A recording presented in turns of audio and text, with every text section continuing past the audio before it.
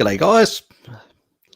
Welcome to a Saturday in Australia morning and Friday for people in North America. And that was this has been due basically because I'm celebrating Greek Orthodox Easter tomorrow. So it usually coincides every 4 years, sort of something to do with the leap years and the saints' names and the way they're actually placed. That it actually changes the sort of the placing. So once every 4 years we celebrate with the Western Church, and then once and then the others, it's all either before or after, depending on these cycles that basically the saint names are sort of set up against. I don't know all the details, so don't ask me.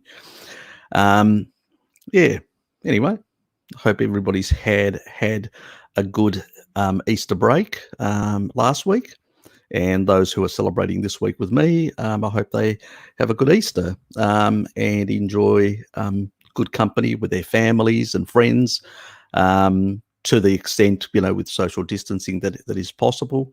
I'm spending some time tomorrow with Dad, so that'll be, so he's making a nice meal, so we'll get together, break a few eggs, and then I'm going to also take my tablet with me, so we can basically go online and contact my sisters and stuff like that. So at least we can have a bit of a chat with them and see how they are in these trying times, and just so they can at least see that Dad's still in good health and fine, and that's the key thing. They'll sort of allay a bit their fears as well. I mean, I've been getting phone calls from my sisters and asking me how's Dad and stuff like that. So, I mean, yeah, it's a difficult time, and I'm sort of trying to encourage Dad to sort of isolate as much as possible,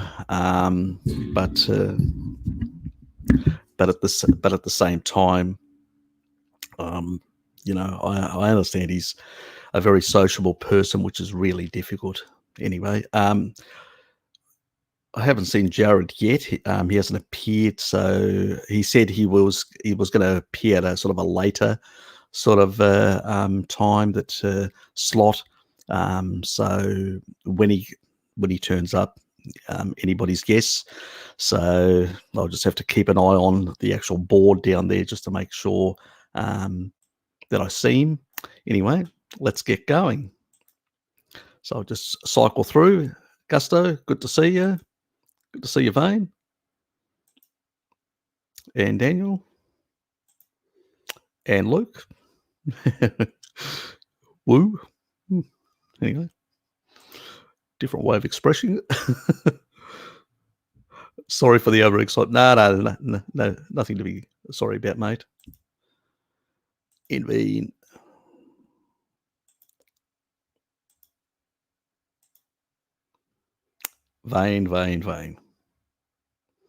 Not into the pseudoscience, crackpottery, and demonology of Hellman, are you?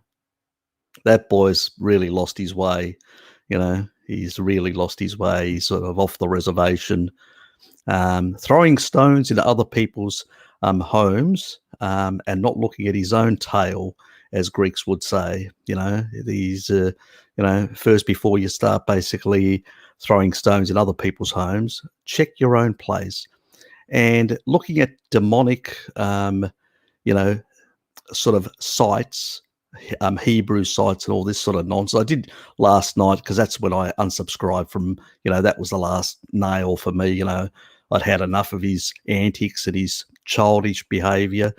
And so after that, I'm going, this is ridiculous. And then he made out that apparently he had no ill intention, or, so why do it? And then basically went along to basically criticize, Bart and many others, making them out as if they were demons and all these nasty sort of things, absolute nonsense. And just, idiocies, absolute idiocies. I don't know what he's into nowadays. And then he called Vane as well. I heard him call, the Jew. That is, sort of far right type of talk. Or the sort of that sort of really evil, hateful sort of, you the Jew, why did you turn up here? Sort of attitude. That's, the kid's really lost his way, big time. He had a go at me as well. He called, one of his supporters called me a serpent, and he sort of just agreed with one of his supporters. So, because I've subscribed to him for some time, and I actually noticed it this morning, and sort of going, and saw it last night, and basically I said last night when I saw it, because I wasn't able to. I'm not going to stay up all night basically listening to nonsense. So I sort of had it in the background running at home while I was doing chores in the morning. But I did actually record it just to make sure that I've got a bit of a record for it if he ever makes any stupid statements. But I'm not going to sit around sort of bashing Luke today. This is for general information for the community, for you guys, for my subscribers and all that. But kid's lost his way completely and utterly. And I noticed that because I actually went to that website and checked my name, and I had God like and sort of these saints and all these sort of names, and I know why he didn't use my name and check my name against these sort of things, because he knew that basically he would have to basically backtrack on his attack on me. So when it was useful for him to use these websites to attack other carnivores, he used it. But when he realized that there was a lot of elements there, my numbers came up with a lot of things that were sort of, godlike, good and all that in nature, he couldn't use that against me. So basically he just used, sort of other derogatory statements that I'm basically a shill, or I'm basically this and that and whatever else, and sort of, these low sort of type of swipes. He took swipes at me and all that. Very childish, and all that. He had his opportunity when he came on to the BART sort of 5G thing that we did. He had the opportunity to present. I thought he was going to actually present something, half decent to basically. In the end, he actually, if anybody that's actually watched it, in the end, he sort of agreed with me to some extent that he had no evidence. Zero. No evidence whatsoever. He was just basically making idle claims with zero evidence. He just somehow had this sort of miraculous sort of thought that came into his mind that he thinks that he's much more cleverer than the rest of us. All we are is sheep and idiots. That's how he basically perceives us, and that he somehow has the truth. He hasn't even been a Christian for very long. In the past, he's done drugs, he's done all sorts of stuff. So, and now he comes here to lecture me, who's been a Christian for most of my life. God almighty, he'll calling me satanic and all sorts of things like that. Give us a break. I help people. People try to, I've got a Canadian guy that actually has emailed me and tried to ask me to, what can I do? Because I've helped him a couple of times. And I just say, I do this as a community thing because I suffered it as well with cardiovascular disease and all that. I'm not on the web basically to make money. I've got a day job. I don't need it as an income source. So basically, I do as much as I can, and that's limited because I do have a day job. But the thing is, I don't do it out, in any way to sort of, try and get one-upmanship or whatever. I put the information out there that I've got, and I actually showed quite clearly. I mean, even UV radiation causes damage to your skin. But, the actual, no oxidative stress, which is sort of the sort of what that study, the Japanese studies that he mentions that we were talking about, heat shock proteins, which looks at oxidative stress and also radiation effects, ionization, and also the effects on general radiation, like you would get with UV radiation. You can actually see an effect on the skin. You can actually see an effect on cells. With EMF, there's zero proof. There's not one study that actually been very high, high quality done in devices, controlled with no interference from outside, which is very important because you're not having any other interference from any other device or any other source that can actually skew the data. So it's quite clean, and there was no real, there was no real, proof for that, where the sort of the cancer drug actually showed quite elevated effects. So, because I was comparing one with the other. But there is one issue with basically, but he doesn't understand that either, because he doesn't understand quantum biology, But there is an issue, and I brought that up as well. And the issue has to do with redox potential. That's all it is. And redox potential has to do with NAD plus and NADH, that recycling, And basically, as you get older, you have less NAD plus. So you have less energy to repair, less energy, you age quicker. You have, less capacity to deal with assaults from the environment. That's all it is, and that can be mitigated with B3 vitamins, niacin. And I've discussed that before, and minimizing the amount of exposure. That's why I use Ethernet at home. And I, turn off EMFs because I try to minimize the actual effects in terms of redox potential. That's all it is.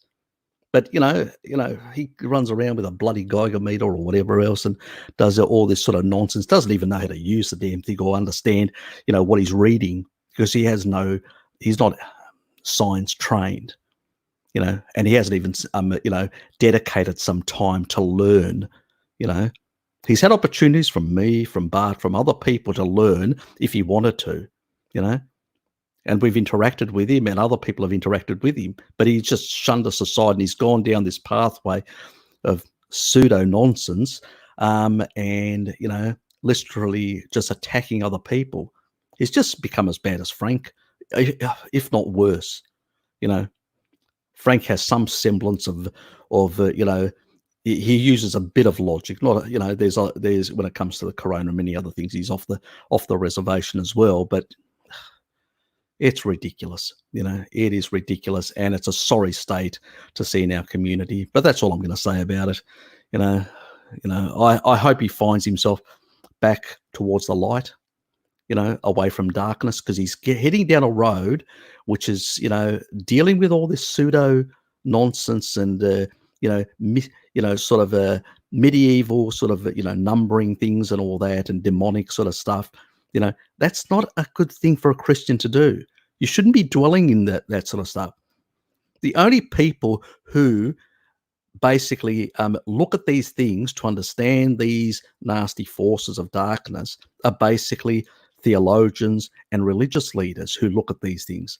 Untrained citizens shouldn't be playing around with this sort of nonsense and also pointing the finger in towards other people when they don't even understand what they're reading or understanding. They see a couple of words and they throw those things as rocks towards people's.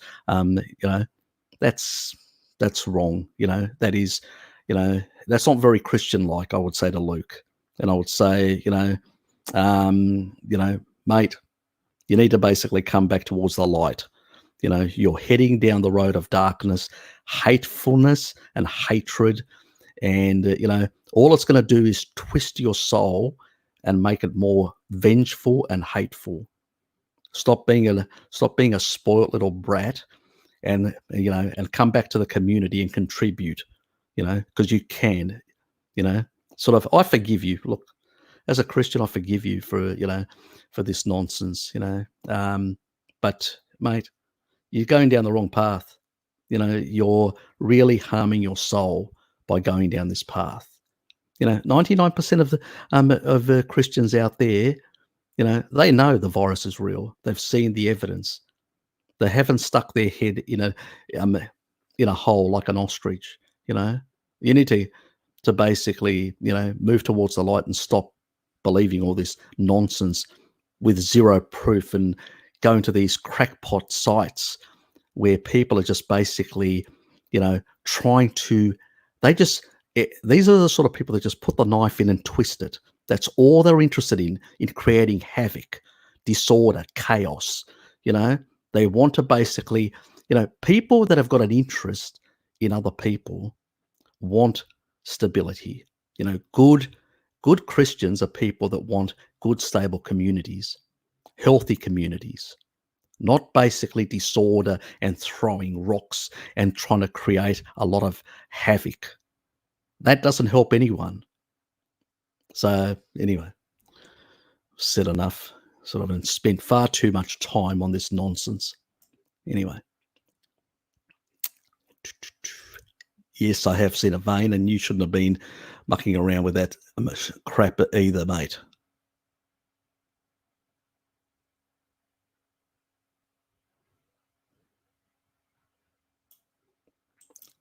Good to see you back. Where the bloody hell is that old man, Jared? Still hasn't turned up. Okay, guys.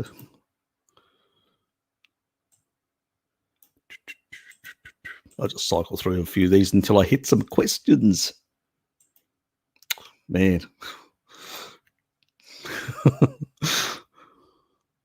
That's my maleness coming out. Oops.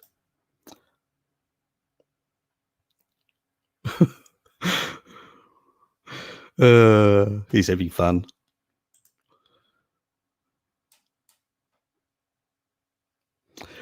You're welcome, mate.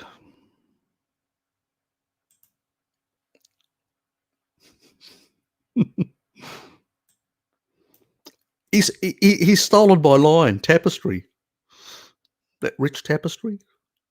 Oh.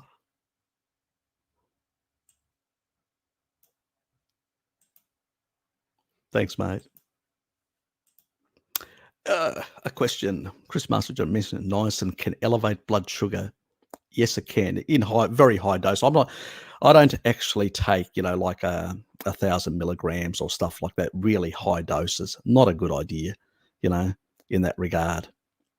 And I've got a niacin, which is a pharmaceutical grade, which is 250 milligrams, and I cut it in half, which is about 125 milligrams. So it's not a mega dose. I do that basically twice a week to improve my redox potential. And I do eat foods like bacon and stuff like that, which are higher in niacin in that regard. So, you can get 100% from, what is it? I'm trying to remember now. I think it's 2 ounces or 57 grams. You can actually get 100% of your niacin requirements in terms of bacon. Obviously, if you cook it, you're probably going to degrade about a third of that away. Potentially, if you overcook it, that is. If you undercook it, you'll probably get about the majority of it.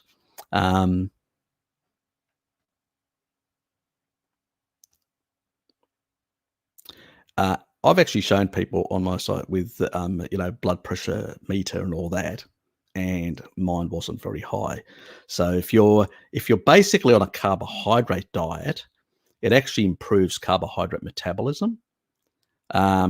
It sort of depends. It really depends on basically if you've got elevated insulin and many other things, other factors at play. It's a bit more complicated in that regard.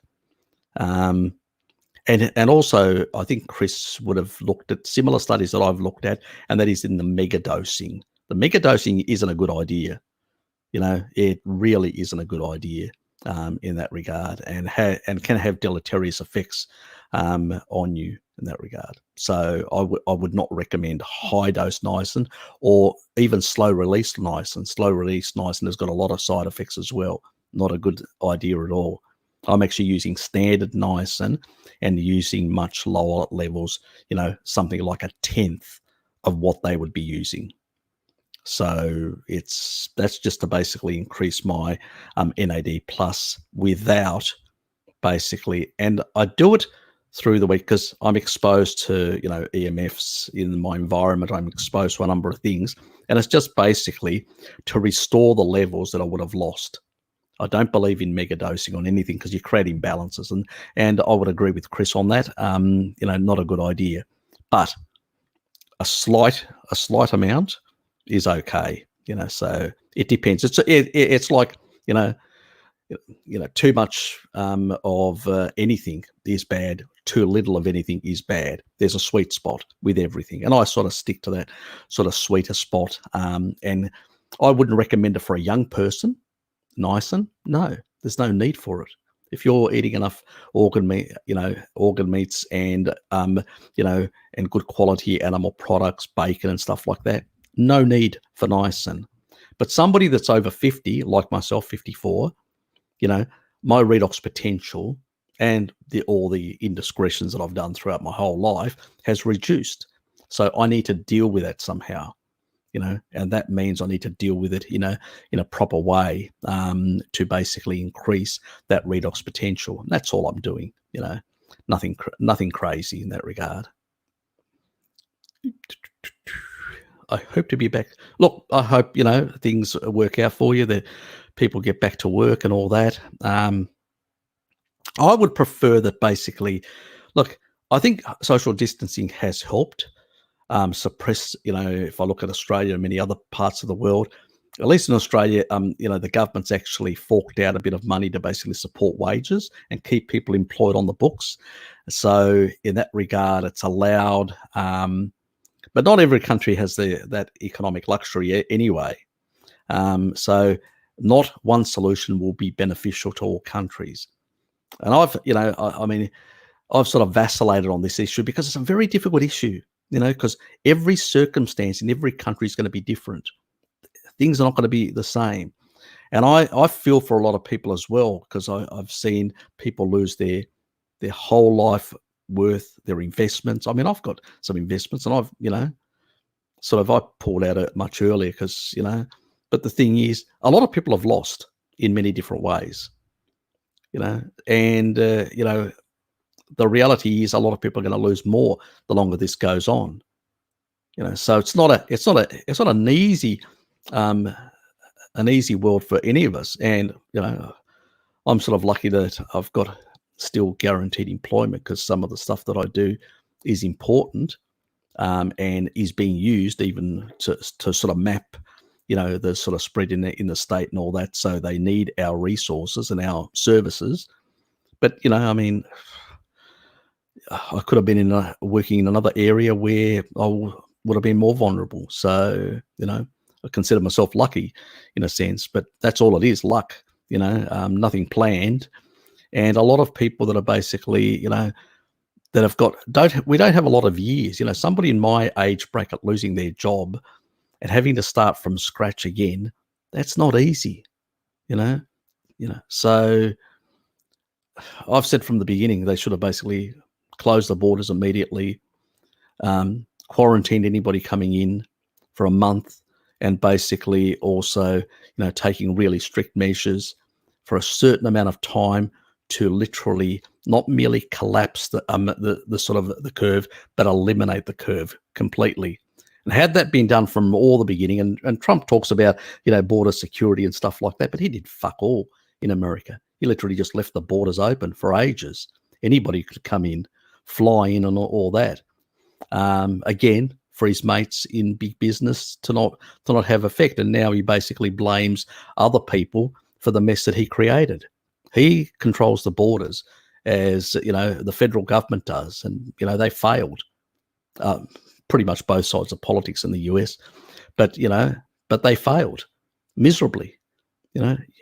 And even we, I promised I wanted to go and play rugby, see a rugby match, sorry. And, was less focused on sealing the borders, because we would have had less people come in with the problem. We would have isolated them. We would have reduced, we could have suppressed that level and prevented the disease from getting into the population. And had we done that, then you would have internal tourism and internal economic activity. You'd only have goods and services going across the borders, but not humans that could transmit and move the virus around until, things, were either globally subsided, or, safe vaccines came out, and I'm not convinced with the current vaccines because they've rushed them, and I'm really wary. I'd rather stick currently to my tonic water, my zinc vitamins and stuff like that than take the risk. So yeah, because even the Japanese one is really sort of affects your reproductive system. I think people are this panicking from authorities has created an absolute mess economically, and for a lot of people. The other option I thought was at the time was in some countries it was able to basically isolate older people, the pensioners, they're not in the workforce, isolate them all, and do it properly, and provide government services where people turn up with masks and everything, so they're not putting them in danger, and provide them with food and support and stuff like that, and delivery services. They could have done something like that and really helped the community in a much proactive way while allowing everybody else to get herd immunity. So there was a lot of things that they could have done differently. They could have, specifically identified people that, because they've got the medical records, which are high risk, and isolate them, So there was a lot of things they could have done differently, but it just seems like crisis management has been the way, and it's done far more harm, both economically and to people's lives, than it was necessary. But every country is going to be individually different. We have to be quite clear about that. There are going to be different circumstances, different territorial things and issues to deal with. It's not, a one fits all for everyone. So we've got to be very careful that we just don't create these little stupid solutions, So, yeah.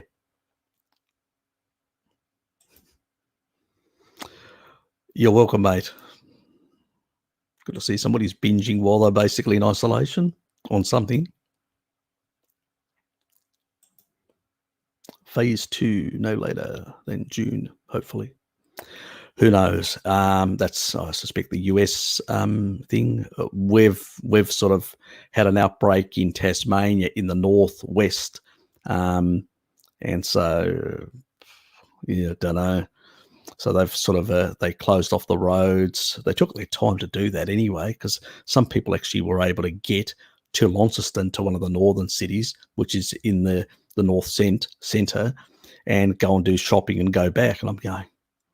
And then the government found out about this, and then basically they put police out on the roads to isolate those sort of communities, because Burnie's become a bit of a hotbed in Tasmania.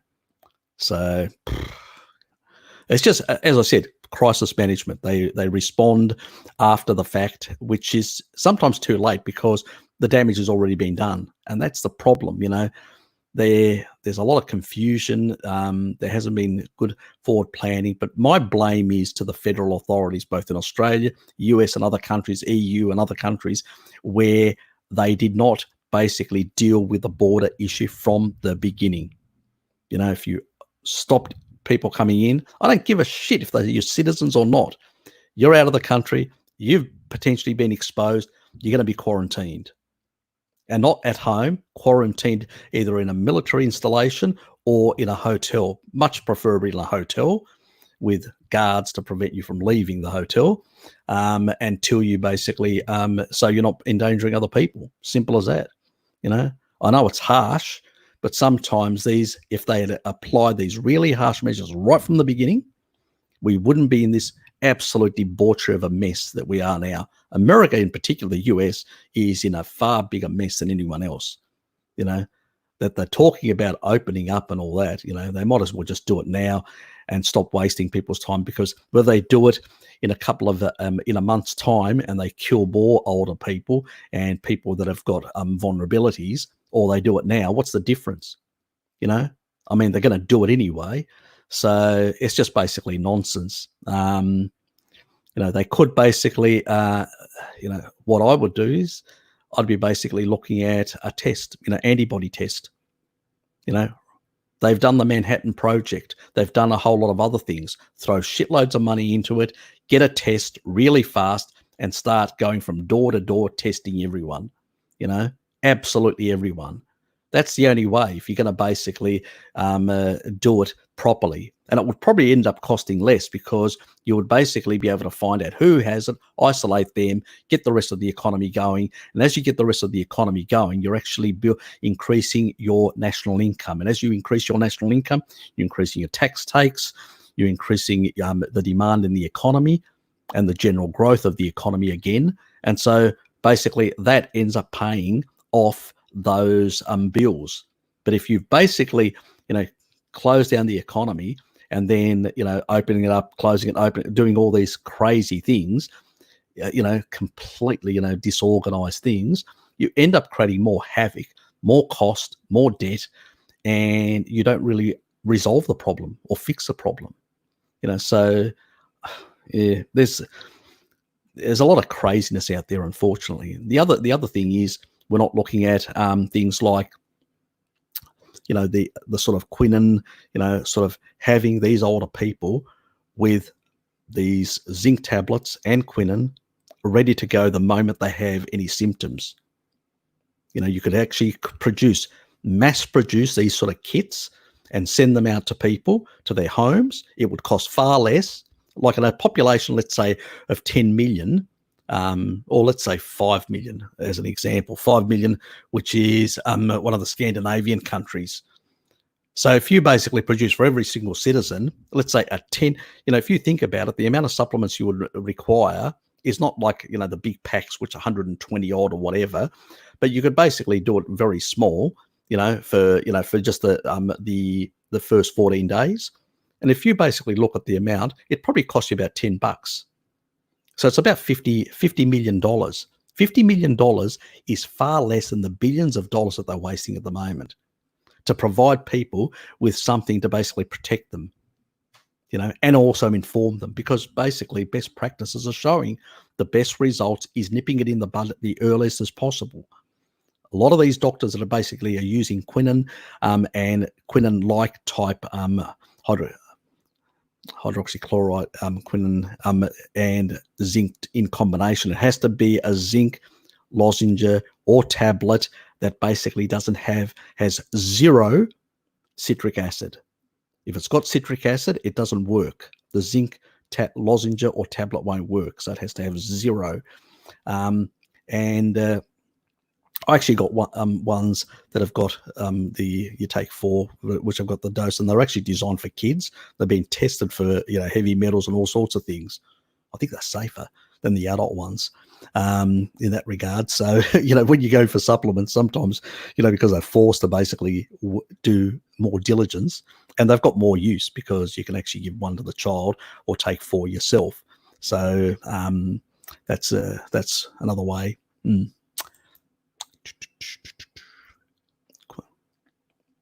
Oh, look, as I've said in the past, since the pharaohs, they've been doing it to us, the elites. It's nothing new. There's nothing conspiratorial about it. I mean, if you've got eyes open, you can actually see what's happening. It's wealthy people that basically press the flesh with that have got the money, press the flesh with basically politicians and try and get their way. Nothing new. There's nothing conspiratorial big. Yeah, there are nasty forces behind some of these people that have got really way out there woo-woo type thinking, and like the Gates and people like that. But at the end of the day, that's the way our societies have been for a long time. That's why I support direct democracy. I don't support any of these isms. I hope one day that that humanity is mature enough to remember the ancient Greeks and basically consider direct democracy. We've done it before, we can do it again.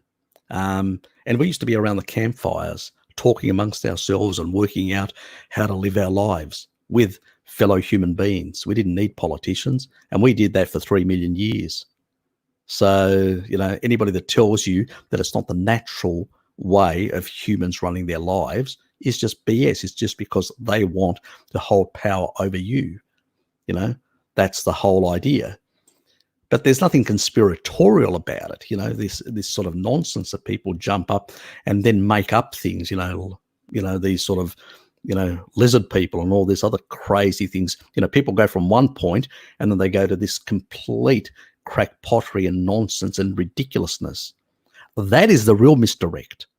When these people fall into these conspiratorial nonsense, that's when they fall into the misdirect. Because even the CIA actually ran programs, fake programs about UFOs and other things, and some of this stuff came out deliberately to basically misinform people so they could hide their high-tech, stealth projects and all these other weapons projects that are happening in the background that they didn't want the other side to know, to muddy the waters. So all this sort of nonsense is all muddying the waters, and people just fall into it. And a lot of them are, low IQ people, or people that are basically looking for something, and then they come across this nonsense and they think they found what that something is. But that's just because they're ignorant. They don't have enough knowledge. They haven't really educated themselves about the world, how things work, and understood things in a much more deeper way. And the younger people are more susceptible to this because they have less of a knowledge base to be inquiring to, and they're more likely to be black and white. See, people like my age, I remember my own youth. I was very black and white, in the way I viewed the world, and other people and all that. When you get older and you've got more life experiences and you've seen more things, you realize the world isn't so black and white. It's a far more grey, far more complicated, far more, there are not, there are different shades of grey in a sense, but, and that is a bit of truth in that, so yes, there are nasty people. Yes, there are evil people. And yes, there are good people that do a lot of things out there. But a lot of us are in between, the majority of us, trying to find our way through this world, trying to, support our families, do better, in that regard.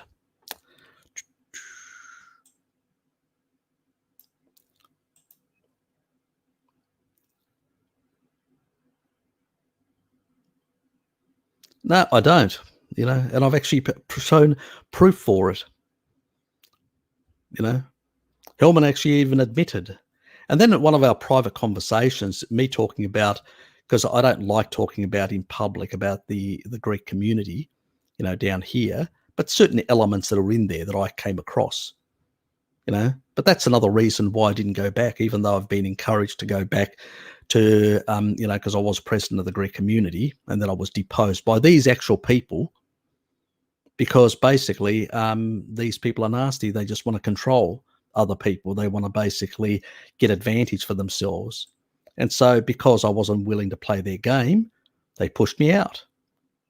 So, and they called me, basically, that I was, not, how do they, yeah, well, they used, connotations that basically I was too nice and that, and I wasn't tough enough, and, and all sorts of other nonsense, but this is because these people, just love power and control and want to be nasty. And, I've come across people like that, that are in my community, rich people that basically wanted to be able to control me. And I told them to take a hike.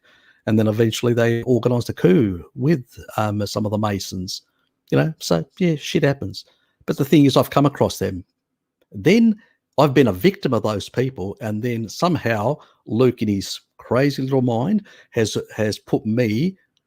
joined me with them. That's weird, so I don't know I don't know what he's bloody thinking. Is he taking anything? Maybe. Because he's having some really strange, weird thoughts. Yeah. Yeah. The kid's lost his way. Yeah, look, it was. I think he's irrational. He's basically a really, has gone down the road, yeah. Exactly, I mean, so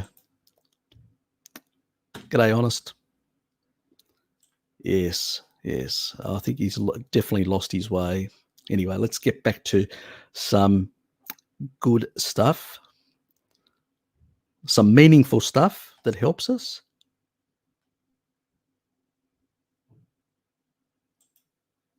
Nah, I don't think anybody's got here yet. So Richard felt rubbish all over for over a week, but symptoms didn't meet criteria for testing. Fair enough. Look, a lot of people will get it, and it won't really affect them in any substantial way. It sort of depends, So, virus came from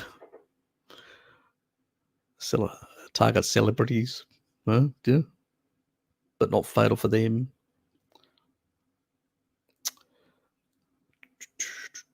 Look, people that are basically celebrities, wealthy people, and all that.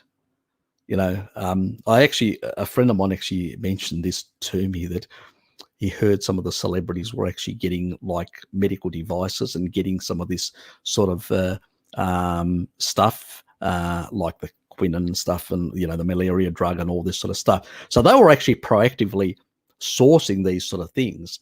And a number of the politicians were doing the same thing as well. So it's quite funny that they're not recommending this to the general public, while a lot of them are actually doing it in the background.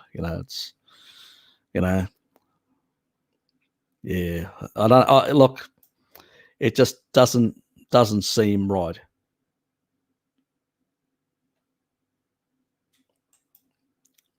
Wise. Is that Greek DNA? I don't think so, mate. I don't think so.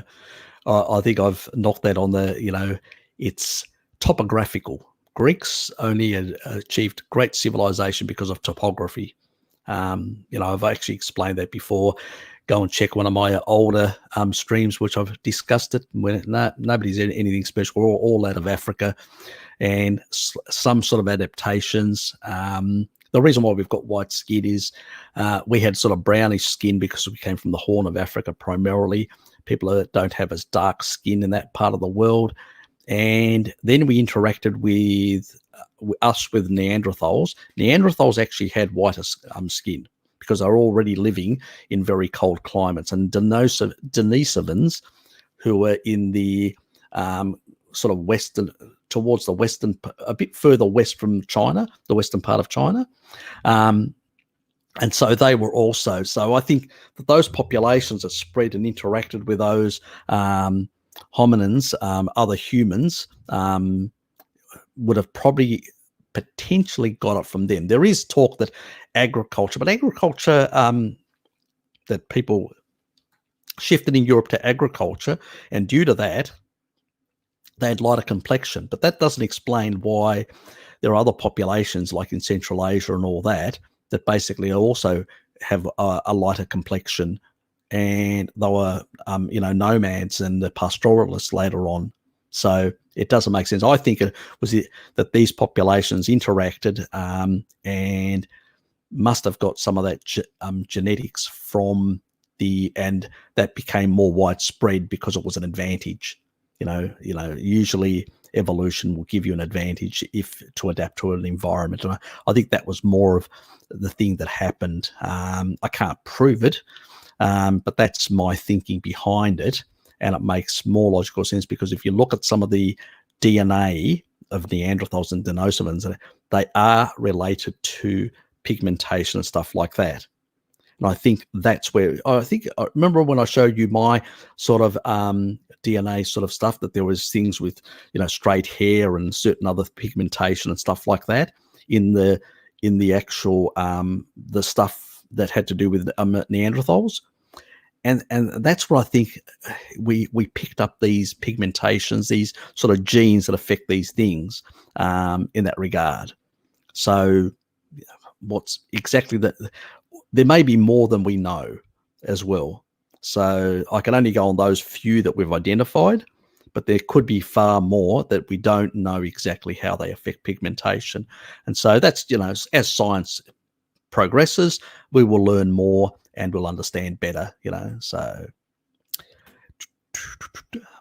Harry, I don't have access to fresh meat. I eat liver usually for 1 or 2 weeks during the month, but I've noticed that sometimes my nose starts bleeding. My vitamin C is very low.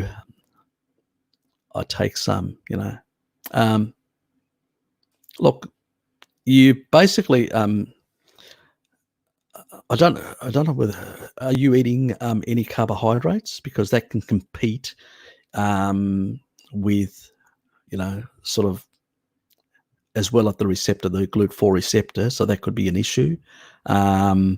If you've got some underlying insulin resistance, because sometimes people that have, it's like I'm trying to remember the guy, if anybody can remember, the guy that actually, I think his name is Richard, that were Pim interviewed.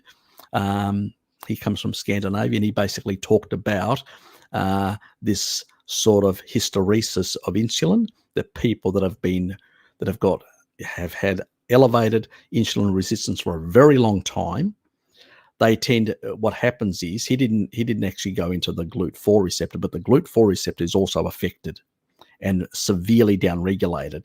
So what can happen is, if you've still got elevated insulin or some resistance there, even though you're doing carnivore and all that, because it hasn't been resolved, then what can happen is you may not be getting enough. Even the small amount that you require, you may not be getting enough of that. So that could be an issue. And so even taking a supplement may not be helping, because basically the receptors, to actually reset those receptors and make the cells more sensitive, you really have to do some long-term fasts. The problem is that the current situation is long-term fasts are not very safe unless you can really isolate yourself, away from everyone, because your immune system is weakened when you do long-term fasts that correct this. So I wouldn't be recommending a long-term fast at this stage. Just, take that, maybe get yourself tested as well, just to be on the safe side, to see whether you've got any low level scurvy. But nosebleeds are not necessarily a sign of scurvy. Are your lips cracking? Are you seeing a lot of redness around your teeth and signs? That's really the signs of scurvy, where you've got bleeding around the gums and stuff like that. People mostly on very high carbohydrate diets, vegan diets and all that, tend to get this sort of effect, even though they think, because they're bombarding their GLUT4 receptor with so much glucose, hardly anything in terms of vitamin C can get in. So that's where their problem lies. It comes from. But that's a difficult one, unless you can, with more information. I could probably, if you want to send me an email and provide me with more information, more detailed information, then I'd be able to give you a better, a more detailed explanation. As they say, it's all in the detail, unfortunately. Oops.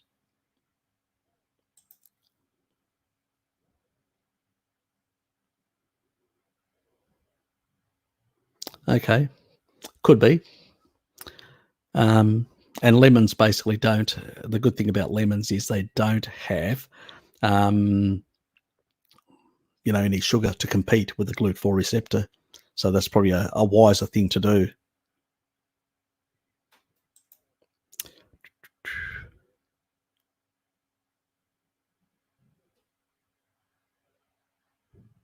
As I said earlier, could be a low level of or some level of insulin resistance. So a bit more information. Just send me an email. Give me a bit of background, and that would probably help. What's Richard saying? Yeah, that would probably be a good idea as well, to basically see where exactly you are in terms of blood glucose. Are you, is your insulin high? Are you producing more, glucose than you should? I need to know details about the rest of your diet as well. So it's really hard to basically just gauge. There could be certain factors in the diet. There are certain foods that in certain people genetically can actually raise, and in other people, not the case. So, and even with meats, I mean, certain people react very differently to beef compared to other low insulinogenic meats. So I usually recommend to people, if you're having some issues, potentially there may be insulin involved, go to pork, fish, because they, especially pork, will actually exhibit much lower insulinogenic effects. It's just the way it is. It's got less leucine. So you may need to consider slightly reduced leucine type proteins for a while to, if there are issues there. But as I said, I'd need more details. It's really hard just to basically speculate about these things.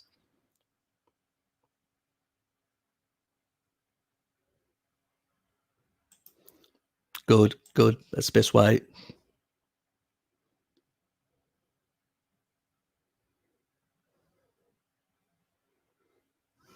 What's sure going? Finally, I got so bored today that I worked out. It's good.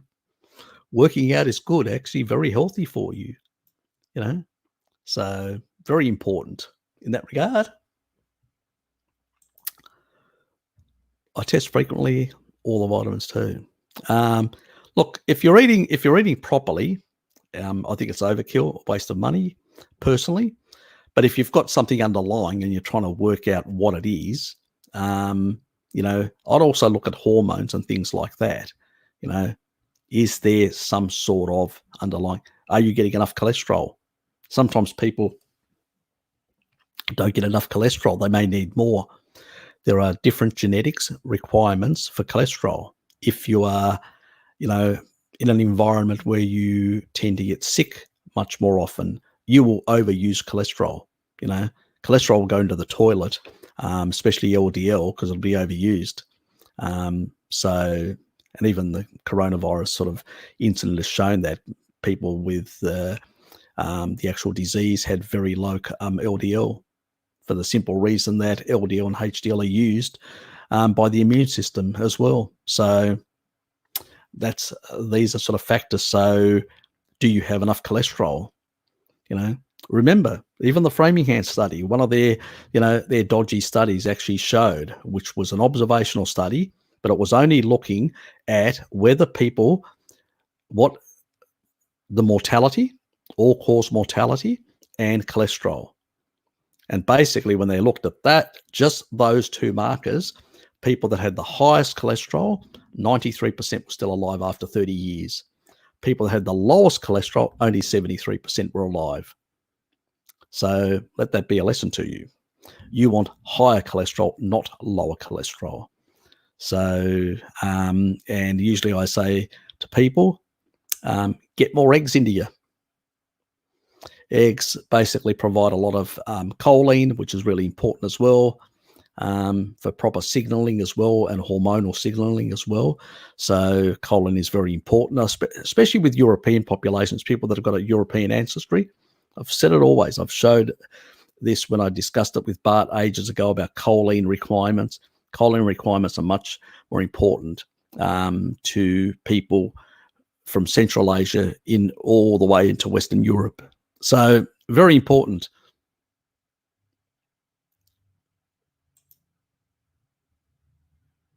Not sure about that.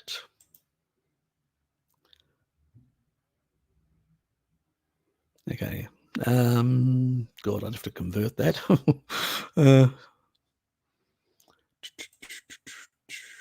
Let me just.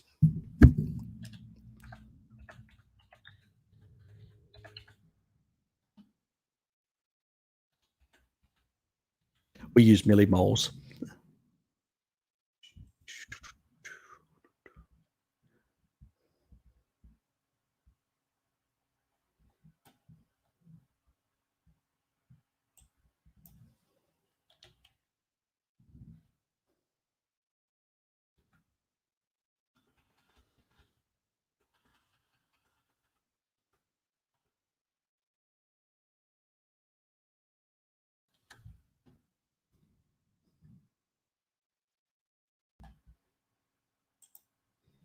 I think that's it. Yep, that's it. Okay. 222. So that's 5.7 millimoles. Okay. That's not extremely high. That's fine. God. As a total cholesterol. Mine tends to be a bit lower than that, but I consume a lot of cholesterol, like a lot of eggs, because I need the choline. And so it tends to, my cholesterol sometimes is, I'll do it from millimoles. I'll just bring this up. I'll share the screen so you can actually see the site anyway. Oops. So this is the welcome to onlineconversion.com. So it's got it's online conversion / cholesterol.htm. And that was in millimoles, 5.7 in that regard. And do the other way. My last one, when I actually did, my last one was 4.2, 162. And the one where I did the really high egg thing was 143. And I also had one case where I did excessive, like really high, high calories, but really high, like a couple of cartons of blood, basically eggs, liver, all this sort of stuff, and I got to 3.2, which was 123 in that regard. But I'm not a hyper-responder. So because I've got an ApoE of 3.3, so when I consume a lot of cholesterol, it comes down. Hyper-responders, it doesn't come down. It does come down, but not to these sort of levels. These sort of levels are usually people that are basically not getting, that are on some sort of crazy sort of diet and are really deficient, So, but that's not a problem as long as I'm getting a lot of food in. My liver goes, I don't need to produce as much. So that's the only reason. But that doesn't tell you anything, because I had basically, when I actually went into hospital with cardiovascular disease, mine was 4.3. That's what I had when I went in for cardiovascular disease, which is in your nomenclature is 166. So that's the difference in comparison to basically compare myself and all that. So that's why LDL is a poor marker of disease. It always has been. It's just basically it helps the pharmaceutical companies, push their products, their dangerous products that cause mitochondrial damage. So,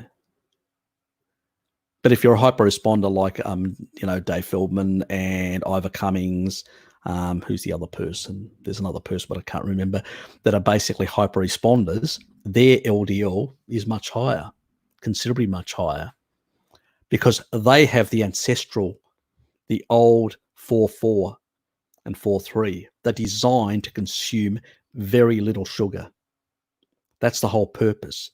The reason, as the mega beasts started coming down in numbers, we started shifting some of our dietary practices as paleo people. That's why we sort of, the transition to agriculture didn't happen all of a sudden. We were already starting to transition in little bits as our food supply started changing. And it goes right back to Homo erectus. So, but I'm going to do a video on the ApoE at some stage and explain all this.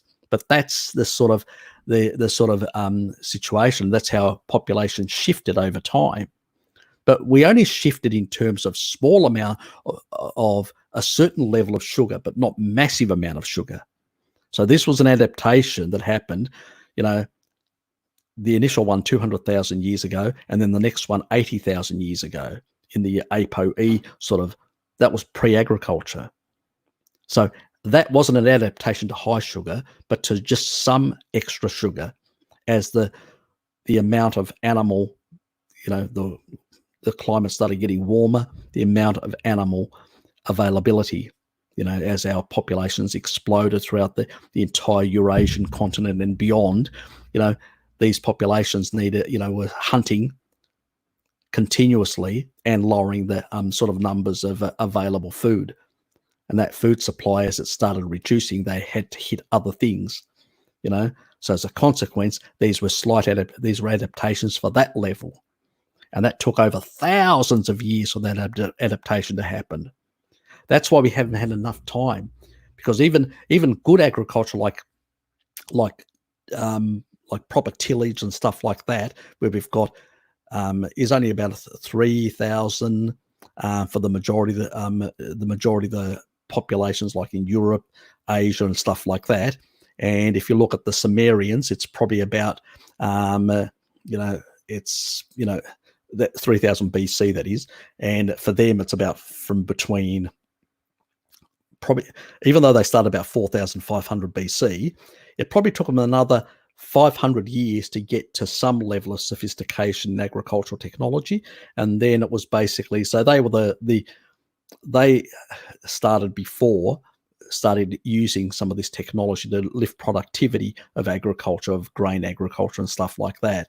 You can actually see the isotopes when you actually see the isotope analysis of these people. I've got one of the Iranians. I have to do it at some stage, and it actually shows this slight shift in terms of isotopes as through these periods, as these people start changing and adapting, and their food what's available and what they can get from these new practices changes. And so we've only had about, a couple of thousand years. It's a very short amount of time to basically bring some other mutation in the ApoE gene to be able for us to tolerate more sugar, and the level where we've taken it from this small amount to this massive amount, bodies can't adapt that quick.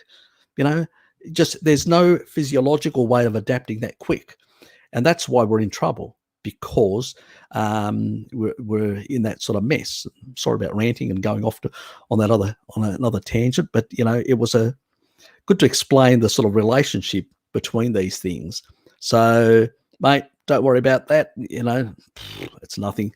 In that regard, you may be a 3-3 and having some indiscretions with some carbs, or it may be due to being a 4-3 potentially, because 4-3s usually are between those sort of numbers, 5-7 to 6 and all that, and 4-4s are even higher.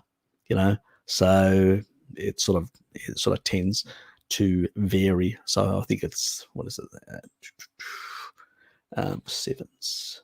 Let me get it. So sevens, which is 270.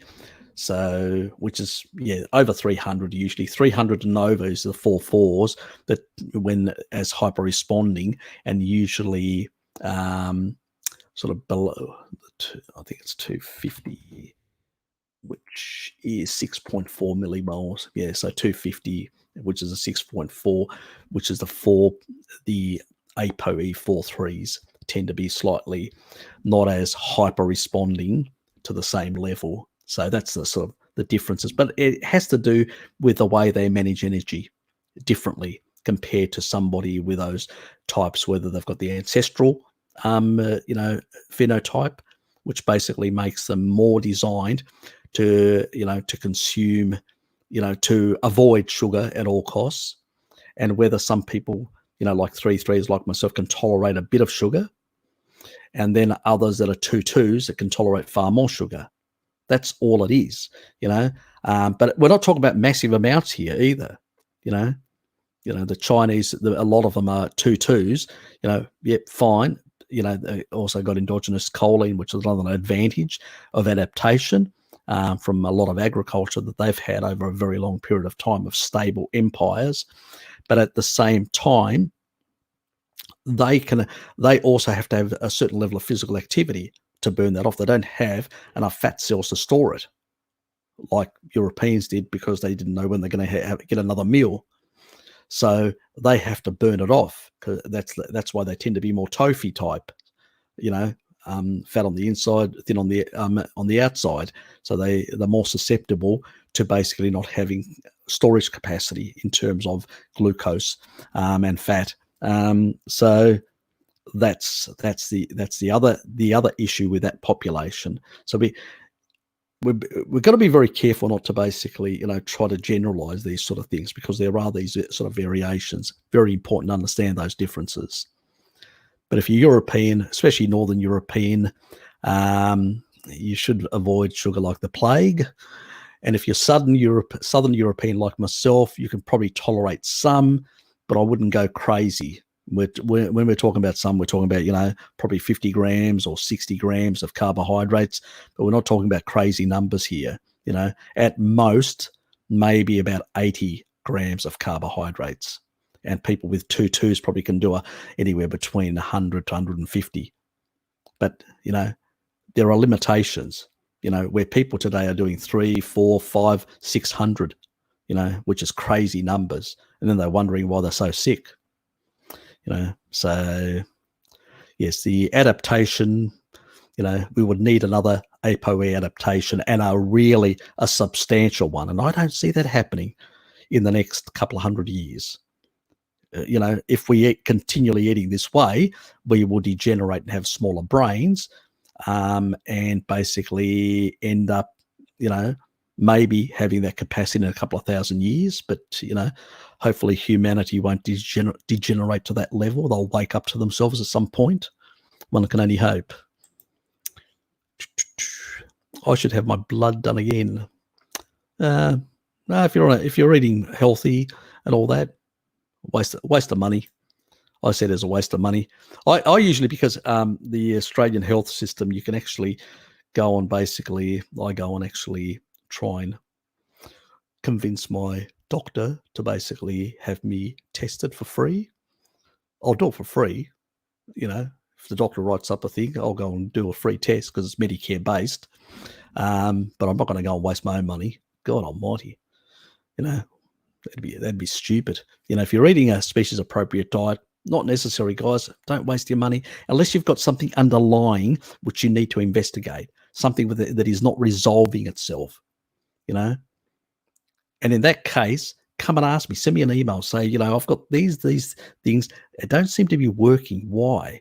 And maybe I've come across something, in my search, or I've suffered it myself, and can literally give you a bit of an insight. It's majority of times I haven't suffered it myself. It's just basically from sheer research on my side and getting a deeper understanding of how certain things work. But yeah. So I suspect that it has to do with the cholesterol, or not sure what exactly.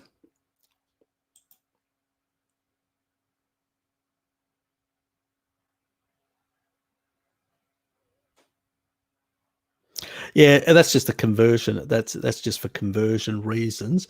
They've got basically the total HDL, LDL, and serum triglycerides. And so, it's a useful site. It's a simple site, especially when people are, from like Greece. They use the same system. So I'm not sure about Canada, to be honest, but I know most of Europe, Australia, Australasia, most of Asia uses millimoles. So millimoles per litre.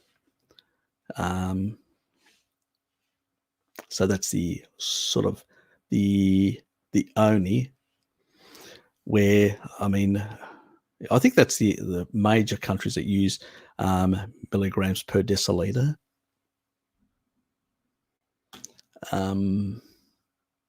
Yeah, you could Google it and find it. I'm not going to do it now. Yep. So which countries use it? Yeah. So yeah, but it's always confusing because sometimes people throw up a number and I'm going, luckily I've got I know the calculator and where to find it, so I can Google it and sort of check out. Yeah, it's the international standard. Yeah, it doesn't matter. God, don't worry about it, mate. You know, got to use up time somehow.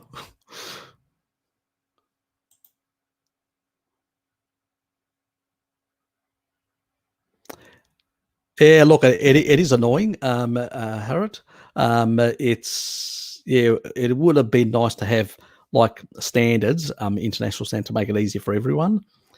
But it's very hard now because people have got used to their own national standards, and it's really hard in that regard. Yeah, sort of. It's not a sort of not an easy thing to do. So what is this? This actual site actually has milligrams per deciliter, the unit used in medicine to measure the concentration of substances in the blood. So this is the conversion thing. So 1 milligram per deciliter, so just 1, equals 0.01 grams per liter. In that regard. And do they have another so that's, but they don't have the full conversion. Well, that's useless. I thought they would have more. Anyway, they don't. So for a moment there, I thought there was a conversion thing, an easy conversion thing, but no.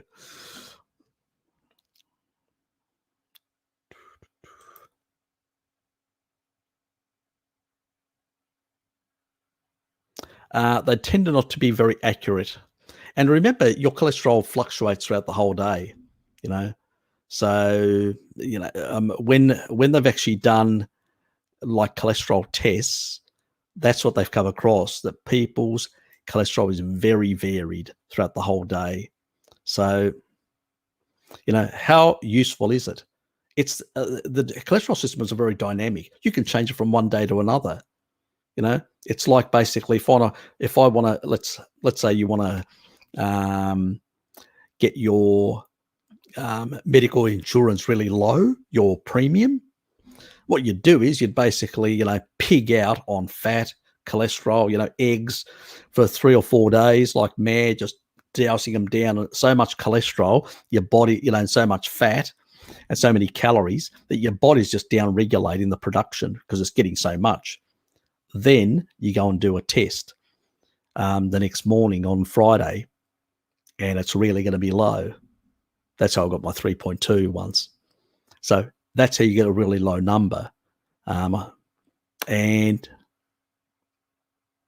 can't remember whether it was the first time or the second time. Yeah, that's a long time ago that I did it. So, but that's the way of actually doing it. And then you get a low number, and then you go, here you go to the insurance company, and they give you a lower premium. So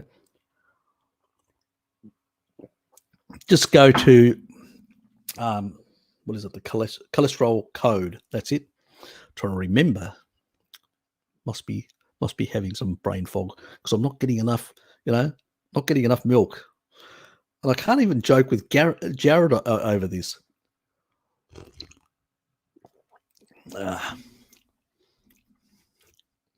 Maybe they've caught him on the borders. Hope not.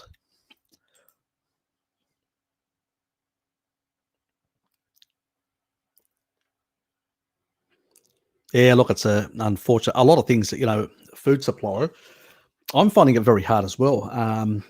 Like I went to the supermarket and I couldn't find any giblets. So, which is all the chicken organs and all that. Because I want to do actually a really nice, just a nice sort of stir fry with butter and stuff like that. Nothing. So all I did is just buy some steaks. Actually, I had really nice pork steaks yesterday. Thick ones, that thick. They were really nice.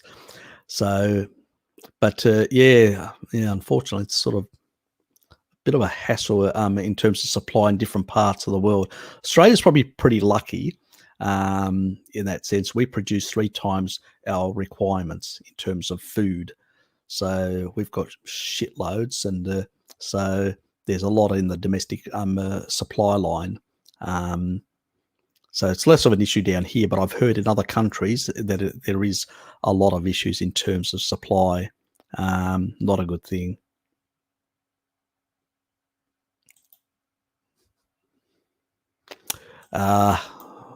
youth, you know, so easy.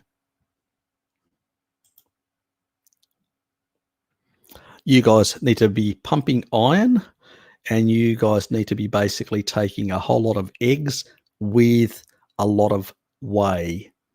And the reason for that is you can actually get or milk. Well, the problem with milk is it's more casein, which is good for after you've had, because it's, you know, slow release casein. But I'd say it's pretty hard to look. You can get like whey, which is like fluid, like in a, you know, the proper whey, which they've taken off. It's a byproduct of cheese production, and then they throw that away, or they give it to supplement manufacturers. If you know a farmer nearby, see, and they've got cattle, and they actually produce their own like cheeses. See if they'll sell you some whey, you know, because that's pretty good stuff, you know, and it's very anabolic. Like, it'll give you double the anabolic hit that that glucose will give you. So if you're basically having like just before, half an hour before your workout, and then you pump iron, you will basically really build good muscles that way, you know, because at the end of the day, you want to put weight in terms of muscle, because that's what's going to see you through in the long run, you know. And that's what I do. I basically just do weights, you know, to build up a body sort of strength as much as possible as I get older, you know. And it's harder to, I can tell you, it's bloody harder to actually put muscles on when you're at my age, in your mid-50s. So you guys should consider yourselves lucky, and the sort of muscle that you put on now will see you, you know, in good health in the future. You know, it's really important. And even blood glucose control is due to bigger muscles. You got bigger muscles, you can store more glycogen, you know. So really important to build those muscles, guys. Yep. And go back to, remember the what was it? Was it I think it may have been the previous or the one before that live stream. Anyway, one of the live streams that I did that actually showed the actual formulation that a lot of the bodybuilders used back in the old days, before all the supplements and all that sort of nonsense. And so do something like that and sort of try and get yourself, you know, build yourself up. Much better for your health long run. I mean, you're in home, you know, get some weights. And I actually, some people said, well, I don't have weights. And I said, well, there's an easy solution to that. Get milk, you know, those milk crates with a handle type things. And once you finish the milk, fill them up with water. You can have 2 in one hand, you know. If they're 3 litre ones, that's 6 kilograms in one, which is, and 6 kilograms in the other hand. 2 times 6, so that's 13 pounds in just one hand. So it's not as if you can't, you know, you can improvise and do other things in that regard, and you know, get yourself in a better state. Before eating carnivore, my blood was, I was miserable. Blood cholesterol, yep, yeah. Look, if your cholesterol's really low, you feel really shitty. You know, that's normal. I mean, you can't, not enough cholesterol, not enough hormones. You know, simple as that. You know, you're not functioning properly. You know, your libido's in the toilet. Your just general health is just, you're not firing on all cylinders. You know, so your thyroid's going to be, you know, impaired. Not enough cholesterol. You know, all these sort of things get affected. Yes, thyroid does need selenium and zinc and all that, and iodine and all that. But all these things are in animal foods. You know, eggs, plenty of iodine, plenty of selenium, and plenty of cholesterol. Meat, you know, zinc, plenty of zinc. Actually, some seafood has actually got even more zinc than, and I'm not talking about oysters here, just some other pieces of seafood have got much more zinc than even red meat. So there's a lot of variety of stuff you can actually incorporate for those sort of things.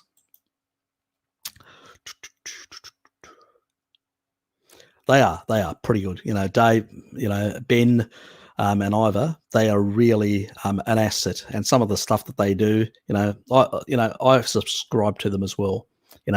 And Dave's cholesterol code is really handy for a lot of people. I think he's helped a lot of people get better premiums for their insurance, especially in North America where they need it. And also has really helped also people understand the dynamics of the lipid system. We have this sort of very static sort of thing where really it's a dynamic system. And that's why, this measurement of LDL and this measurement of HDL and all that is nonsense. What you really want to know is, are my trigs high? Is my HDL too low? These are the sort of things you want to know. Are these things low or high? And is the ratio proper? The other thing is, in terms of that part of things, your blood sugars, then the stuff that Ivor's talked about and looked into, which has to do with insulin and insulin resistance and certain things, the stuff that Bart's talked about, which has really explained how this mechanism works, in terms of this sort of resistance at the actual cell, where the cell basically downregulates GLUT4 receptors, deliberately tries to keep sugar out. And so as a concept, because of the Randall cycle, and as a consequence, this is the actual mechanism. As a consequence, this stuff will build up in the blood, will eventually get stored, because the body needs to get rid of it somehow. Body doesn't like things in the blood. They're supposed to transit your lymphatic and circulatory system. They're not supposed to basically just reside in there for ages. That's when you've got a problem. So that usually indicates that there's a problem. But there are different circumstances. So if you're not requiring sugar and you're fat adapted and you're doing a lot of exercise, you're going to be pulling a lot of trigs into the supply. And if you go and then do a test, your trigs are going to be high, but so is your HDL. And that way you'll be able to work out the ratio and go, yep, not an issue. I'm just basically pulling out more energy from my fat stores because I'm, and my glucose is going up because my muscles need more energy to do what I'm doing, those physical activities. So we need to sort of differentiate between pathological states and states where the body is, and also when there is a certain level of resistance at the cell to peripheral, as it's called, where the body is conserving glucose for the brain and the red blood cells. Very important to differentiate that, because basically you've got this resistance while insulin is very low. So it's not insulin driving it. It's basically the body's physiology saying, we need to conserve glucose. We need to conserve basically, this nutrient for those critical parts. And so the cells can operate on fat, and only the fat receptors are upregulated to take in the triglycerides to burn. So there are differences. And this is what these charlatans do. They will tell you about that part, but they'll ignore the other part because it doesn't serve their narrative, even though in many cases it's in the study, but they will ignore that completely. Yeah.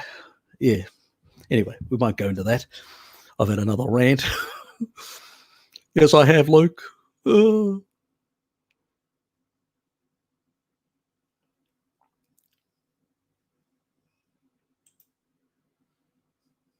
Thank you.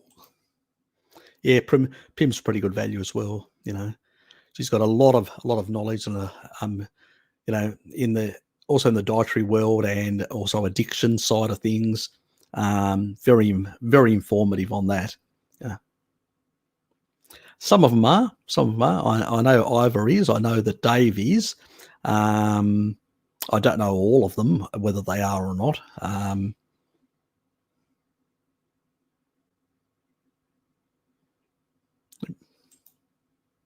Exactly.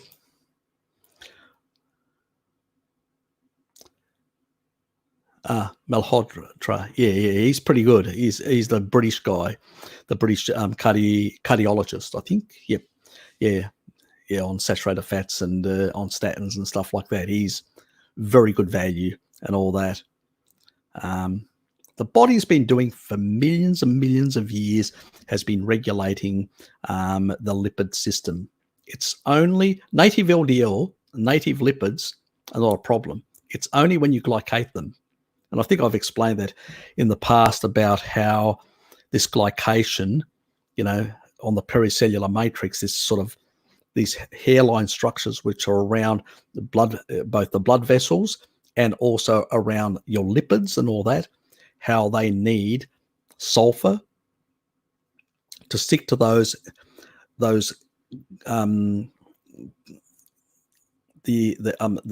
sugar part component. It's where some of it goes further in, but I'm not going to, primarily it's sticking to that and then generating a negative charge. And that negative charge is what makes a difference. And if you want to live a long life, and this is why earthing yourself is really important, you're boosting that negative charge. The higher your negative charge in your body as a total body, the longer you will live and the healthier you will live, because you avoid the stickiness.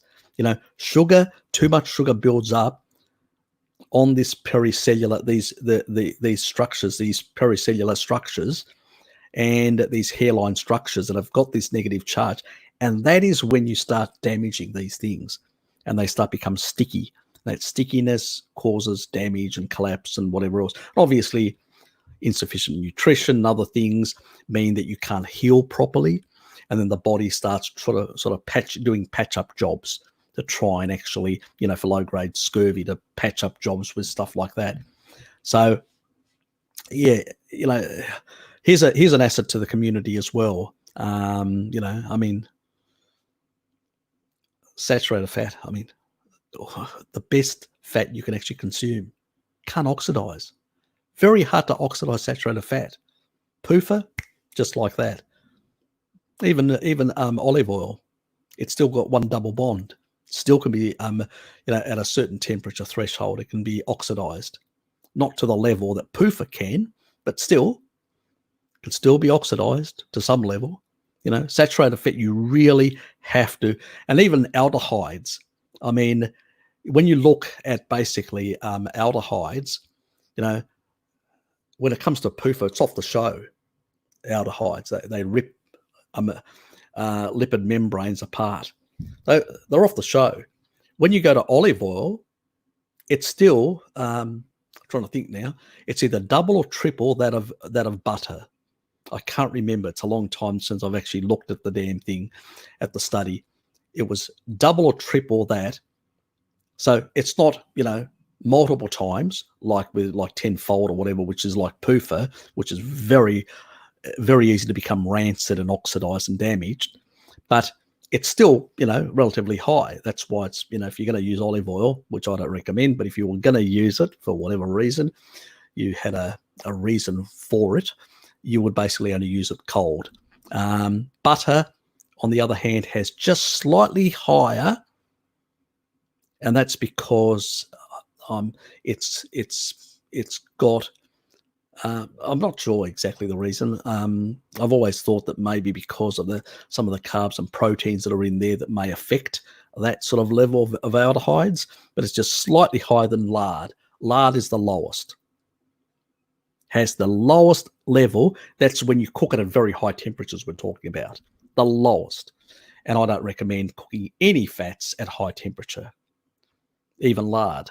But even lard, if you cook at a very high temperature, is going to have very little in terms of aldehydes compared to the other stuff, So it's the safest out of all the things you could cook with is lard.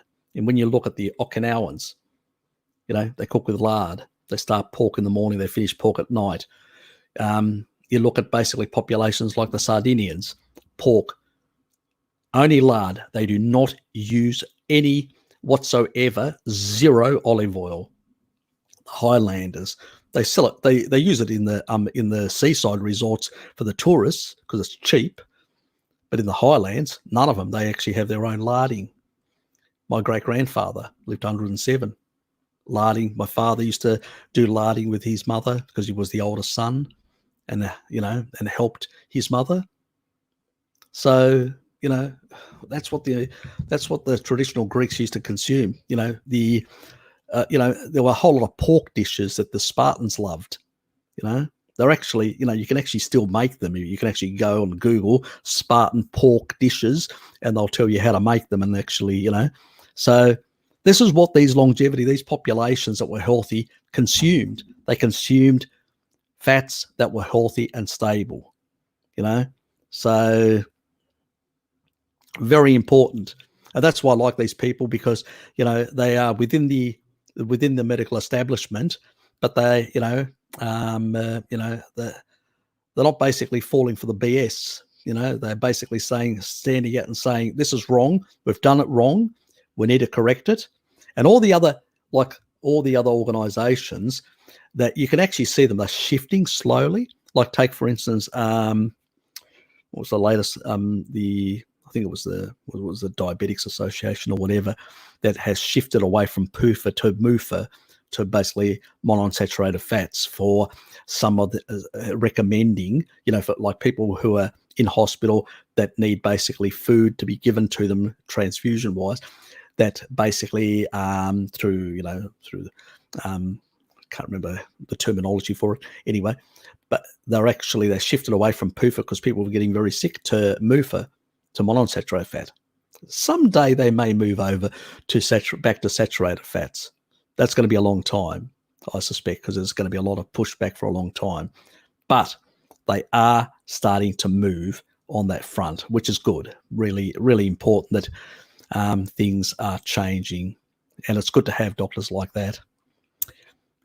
What is the value of blood cholesterol that we can consider as being hyperresponder? I mentioned it earlier, which is basically 250 over to, so 250 to I think it's to about anywhere above that, and it depends on your genetics after that, whether you're a 4-3 or a 4-4.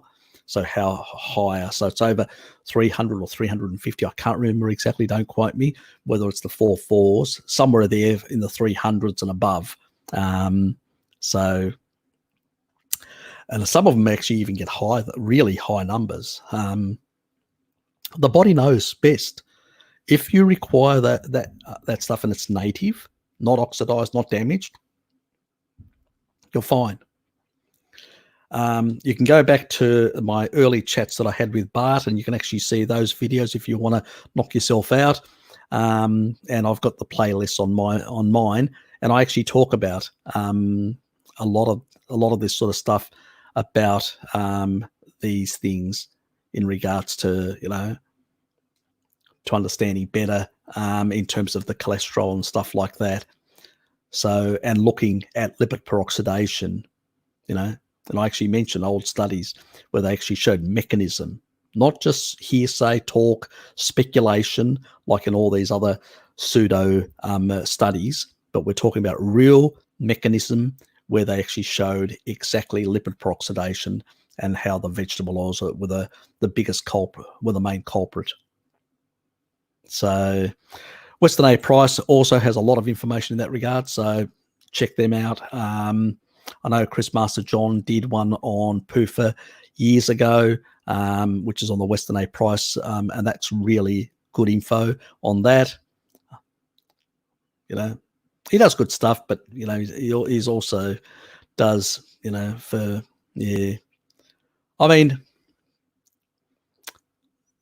he hasn't really. Whenever I've put up any comments, he's in the early days, he used to respond. He sort of ignores me now. I think he knows what I am and my own, and he basically doesn't, he just gives me a wide berth. Fair enough, I don't hold any ill will against him and all that. He's got some good information, but I think some of his ideas are very speculative.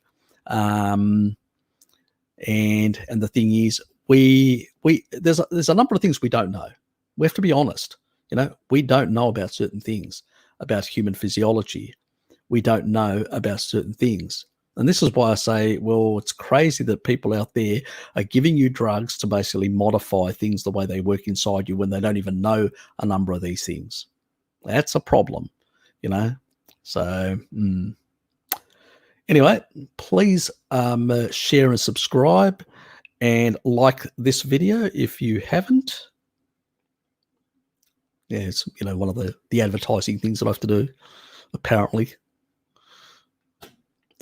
You're welcome. So Augusto, I reach most of the 45 a day, very rarely, but usually 9 to 19 grams of lactose a day. Not, yeah, it's the galactose, and yeah, not even pure glucose. That's true.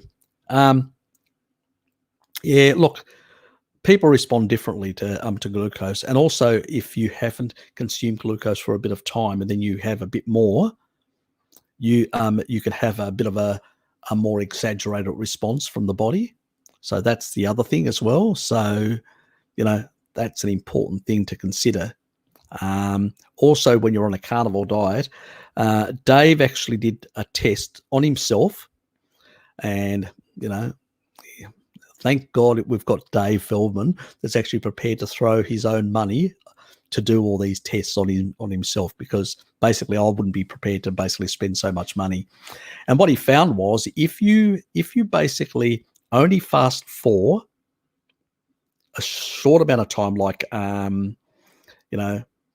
12 hours, I think it was 12 or 12 and a half hours, around there, you only fast for that amount of time and you eat for about nearly 12 hours, you actually tend to get a higher, you raise glucose much higher in your bloodstream. And I think it may be that you're overloading because you're eating more and you're not basically, pumping iron or whatever, and a lot of people are just eating too much.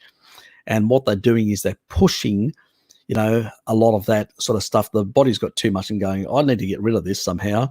And you're actually probably producing a bit more glucose as a consequence, because you're actually having a calorie surplus and the body's trying to get rid of it somehow in that regard. It's quicker to convert it to glucose than to convert it then all the way to fat, especially when you've got low glucose stores at that stage. So it'll just say, yep, I'll do just a conversion from protein to glucose, and then I just won't, rather than going all the way then from glucose, then turning it into triglycerides. So, and that's probably what bumps up the number.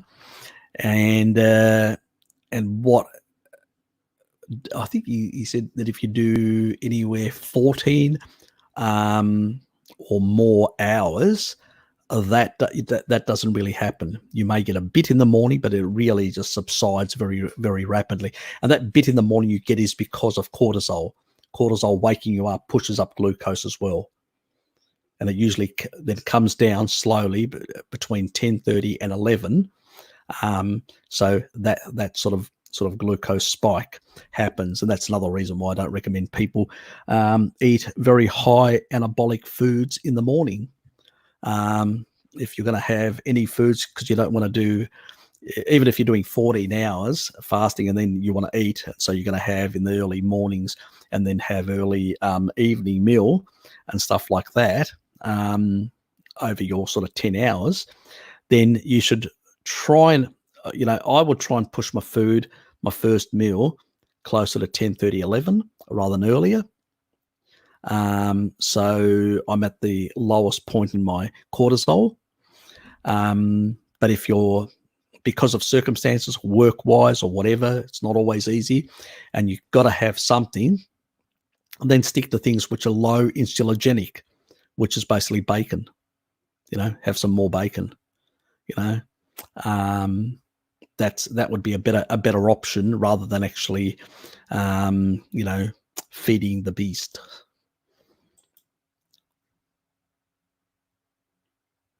Yes, on the current dietary advice, yes, it is very much high.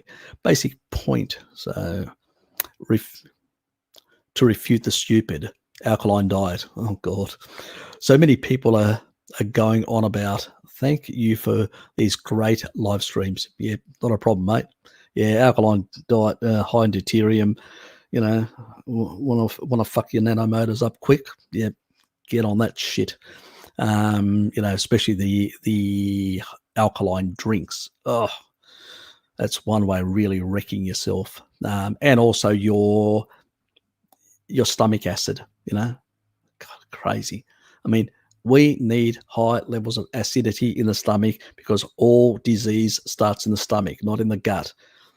I mean, yes, the gut could be compromised because of ill discretions of the past, and that can be corrected with eggs and things like, bone broths and stuff like that to rebuild the mucosal layer and stuff like that. But at the same time, if your stomach's not working properly and it's too alkaline, or, it's going to have H. pylori outbreaks and candida and all sorts of other nasties in there, and you won't be able to digest properly.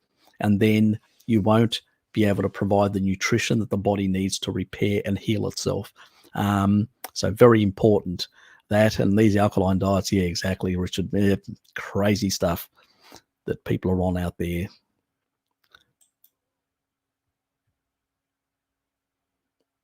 Yeah, look, they come and go. Yeah, it's really, just crazy stuff. They sort of come and go all the time. Yeah, look, you want to when you eat animal protein, your stomach acidifies. It knows, it recognizes and goes, oh, yeah, that's a species appropriate food. I need to acidify, break that down, give my body, the amino acids and fatty acids that it needs to basically for energy and to construct tissue. That's what it does, and that's what it needs. When you provide inappropriate things and you start doing these crazy things, even, I don't recommend apple cider vinegar either, because apple cider vinegar doesn't have the acidity of the stomach, and it can end up basically diluting, and also because if you want to, the other thing that helps with acidification is salt, sodium. Without sodium, you can't produce that acid that the body needs to break down the foods. So it's the reason why people went to war over getting salt. Papua New Guineans used to do head hunting. You know what head hunting is? The sort of cutting people's heads off, fighting the lowland people that wouldn't supply them in warfare with enough salt from the lowlands. Yes, they even ate organs from those other people, yes, to get that salt. So that's how desperate they were. Animals in the wild, or humans in the wild, or anyone knows how important certain things are. We've just been brainwashed. We live in a sort of a hermetically sealed environment and life where everything is sort of in a supermarket or whatever, and we have this complete disconnection from nature, complete disconnection from food. And so we don't understand how food, works anymore. And, what is it? From tillage, 3,000, 5,000 years of really intensive agriculture is basically, left us in a sorry state of affairs, especially recently. Yeah. Not that I'm actually recommending head hunting for salt. You can buy salt at the supermarket. You don't need to go that radical. But I'm saying how extreme some people went in order to get access to these things. That in the end, the lowland people had to actually put salt out for them, so they wouldn't actually do these things to them. They wouldn't attack them. So they were basically handing over, even though they had disagreements, they would put things out there for them in order to minimize the sort of those attacks against them. So yes. Harry, so Luke's saying he's been sun tanning for half an hour in peak UV for like 3 weeks. My last vitamin D test came up to 32 nanograms. Can I expect a good increase now? You should, technically. As good, you are getting, hopefully, enough cholesterol in your diet, because cholesterol is very important as well. If you're not getting enough cholesterol, you need the cholesterol to, for a lot of functions in the body. And so the body will prioritize other areas like the brain, the heart, other important tissues before it hands over to the skin. So yeah, very important to get enough cholesterol if you want good vitamin D levels. Not enough just to sunbake. So that's important, but hopefully you will get an increase. I know you have been incorporating more animal products into your diet, which is good. You're not 100%, but over time, yeah, that's exactly right, Shell. Meat, salt, and water, and repeat. Yeah. Yes, I do add a few other things. When it comes to the thing, I would say animal products, salt and water, and not too much water. You should not overhydrate. You should only consume when you're thirsty. The body knows best. More fat, more hydration, more metabolic water, less requirement for exogenous water. So sort of in that regard, listen to your body on that point. And, I sort of don't do a strict, for me, it's not meat strict. I mean, I do a lot of, because I do a Mediterranean carnivore diet, so I include seafood and, sort of other foods, dairy and stuff like that. So it's mine's a bit more varied compared. But I also say to people that look at your ancestry. I know Shell has an ancestry, a Northern European ancestry. So, more terrestrial animals are probably better suited for her, So I know the ancient Greeks, when I did that isotope analysis, also some of the populations had higher terrestrial animal and a very small amount of seafood. And I tend to do the same thing. I primarily focus on the terrestrial animals and the dairy, which my ancestors had, but not excessive dairy. Cheese a bit here, a bit of milk and stuff like that. But smaller, but not large amounts. And most of is the small fish, like sardines and things like that, because that's what they were eating. That's what the study showed, that it was all coastal sort of foods. So that's the sort of foods that octopus, squid, just coastal stuff, but not excessive amounts. I mean, I still prefer land animals, and that's what my ancestors did. So my genetics are more suited to that anyway. If you come from a population like an islander population in the Pacific, where fish played a bigger role, and pork, small piglets, which they have on a lot of these islands, then maybe that's where you need to focus your nutrition to get a better profile for your own genetics. So look at what your ancestors did, and jettison the vegetable part, and increase the nutrient dense animal part. So that's all you need to really do. But never forget, we should do a bit of fasting as well, not excessive, but do a bit of fasting, intermittent, and the occasional fasting day when we don't eat at all. So which is good for that pulsatile effect, that sort of once a month, maybe or once every 2 months, do 3 days. I would not recommend it at the moment, because you do lower your white blood cells, and you do need to have your immune system ready to go. So I wouldn't do it right now, unless you can really isolate yourself. So keep that in mind. Very important. Oops, I've just lost my spot. That's what I love about StreamYard. It just throws you all over the place. Let's get some questions.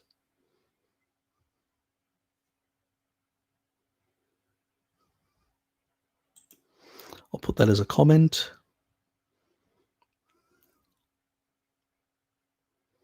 Thanks for that, for people that want to know. by 38, divide milligrams per deciliter by 38 to get the millimoles per liter. So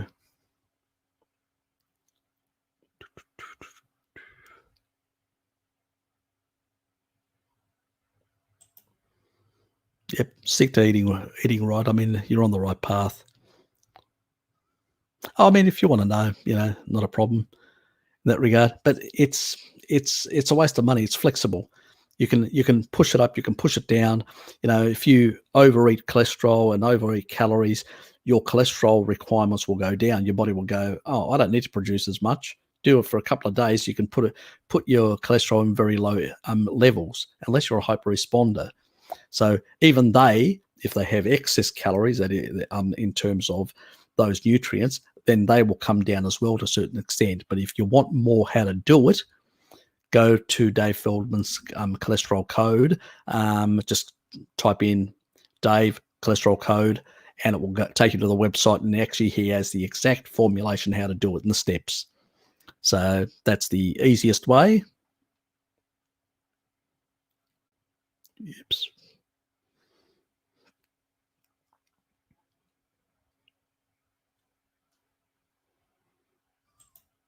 Oh, interesting.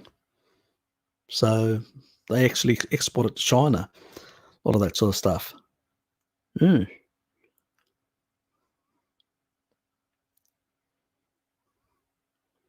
Yeah. So what do they make with for the brains? Is it some? Maybe it's a. They do have. I know they do have certain for burn like cholesterol for if you need, because brains have got high levels of cholesterol, so they may be using it for burn victims. I know that basically there's a formulation that's actually created. Like if you've got burn patients, they will give you high amounts because of the collagen within the egg and the cholesterol as well. They will give you high amounts of egg in sort of it's made into a sort of a liquidy form. The egg it's sort of dried out, made into a it's like not exactly a powder. I think they made powder at first, and then I can't remember the exact process. And they actually make it into a formula that basically is for burn victims. So it tells you a lot. You want good skin? Eat your eggs. That's how you're going to get all that collagen. You're going to get all those fat soluble vitamins, and you're going to get also all that cholesterol you need to do it.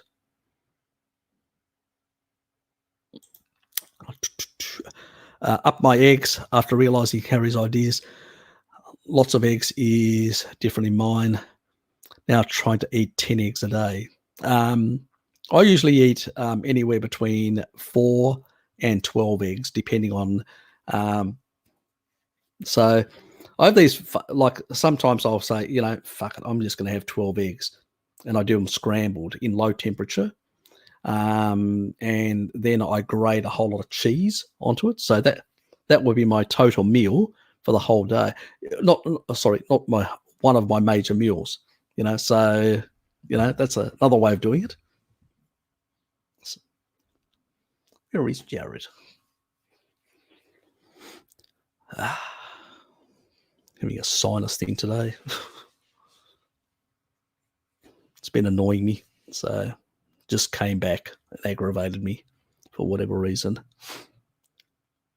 I think because my next door neighbor, she went outside because I had the door open, and she waters the flowers along the damn thing, and all that smell from the flowers came in. And I think it's sort of just, aggravated me a bit. God almighty, next door neighbors. Sometimes. She's a nice lady, so. And usually I don't, now that when I hear her, when she's actually gardening outside, I shut the window immediately because I'm working from home. Where before I didn't really care because, I'm at work, it never affected me. But now that I'm working from home, I'm starting to realize these things, that are happening around me. So,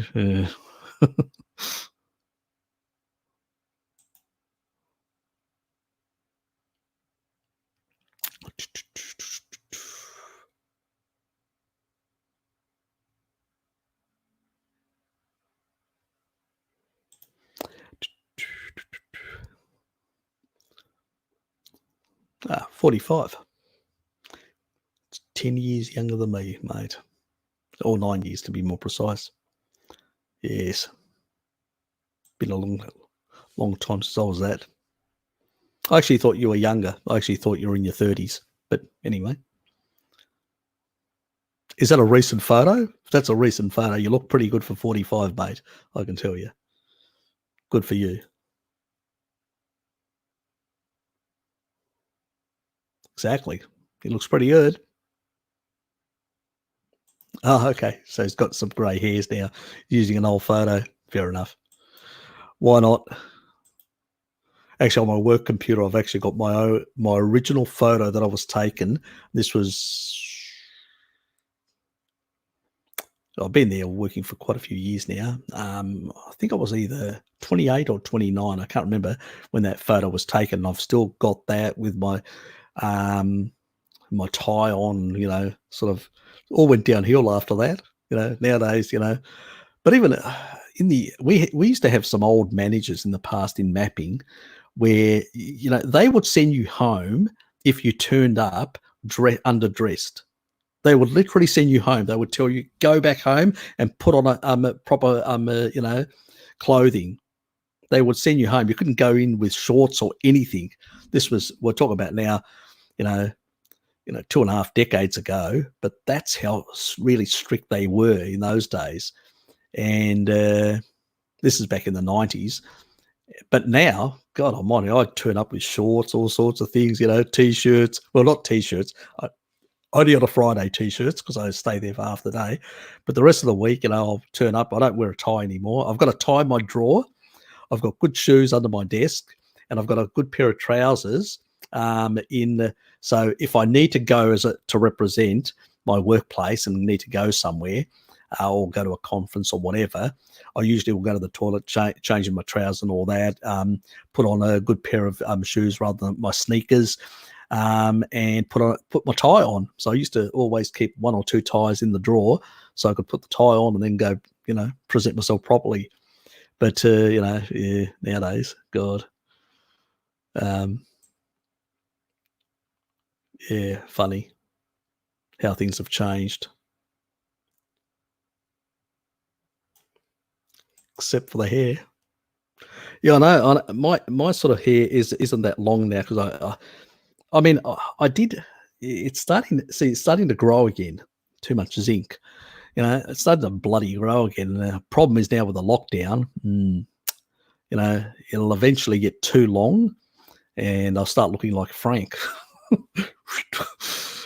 Because mine gets a bit curly when it gets long, like Frank's. It's a Mediterranean thing, so you know, something to look forward to. A new look. I may even grow a beard just to since I'm at home. But yeah, that's going to be a hassle. I've been thinking whether I should grow my hair or whether I should basically just take the razor and take it all off. You know, until this crisis ends. G'day, mate. Yes. So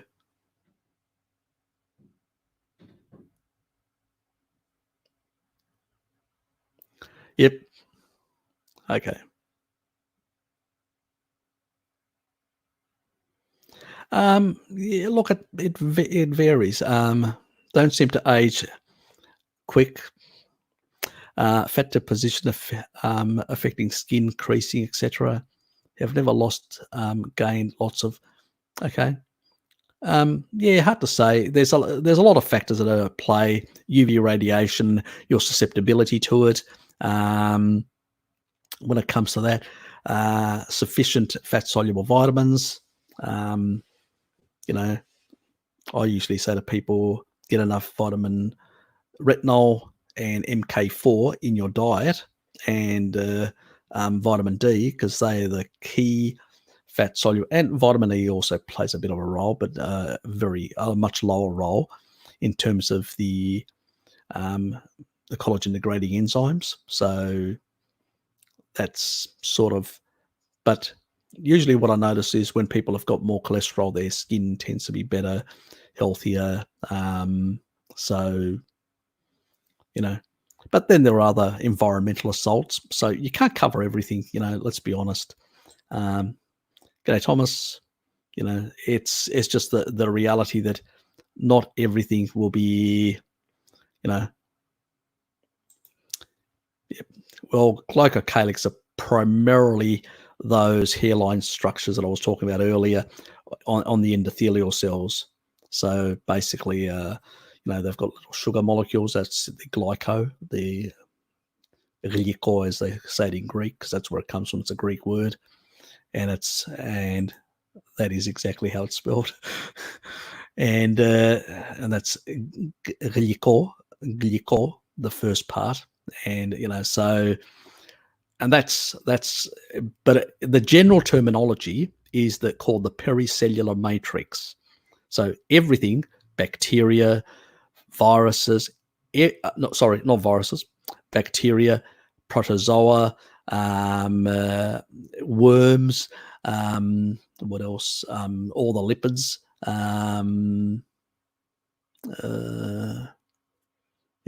Anyway, they all have a pericellular matrix with a negative charge and all that, so they can move around. They're not sticky. They're not sticking, and that's really important that you maintain that. And sulfur plays a big role. But if you're eating animal foods, you're going to have a sulfur-rich diet. Eggs are very high in sulfur, higher than red meat. Red meat also has high levels of sulfur amino acids.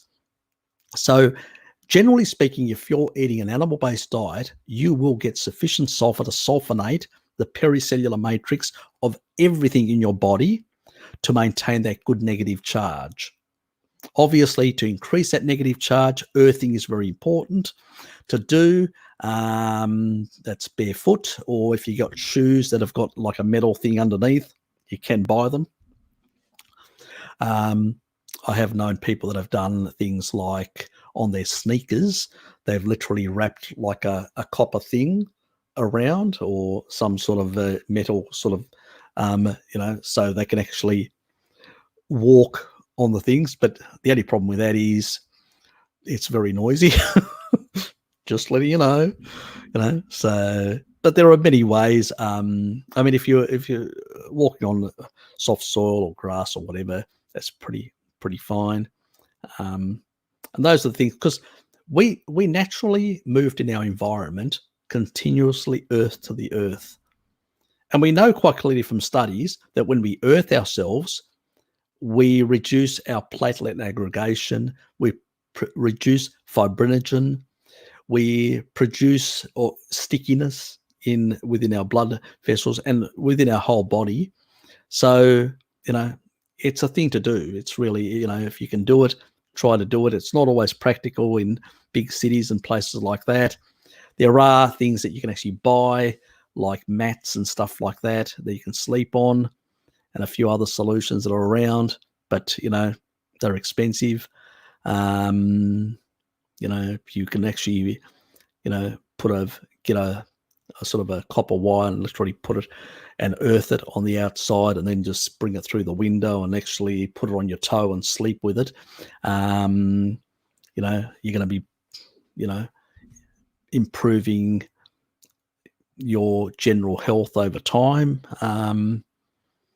It's just another one of those components that is very important to do. Yep, pretty much. It is mainly that type of yes. So it's I can't remember the composition exactly. Olive oil. Still got some PUFA in there as well, and and I can't remember whether it's got. I think it may even have a bit of ALA as well. I think. Hold on. Fatty acid.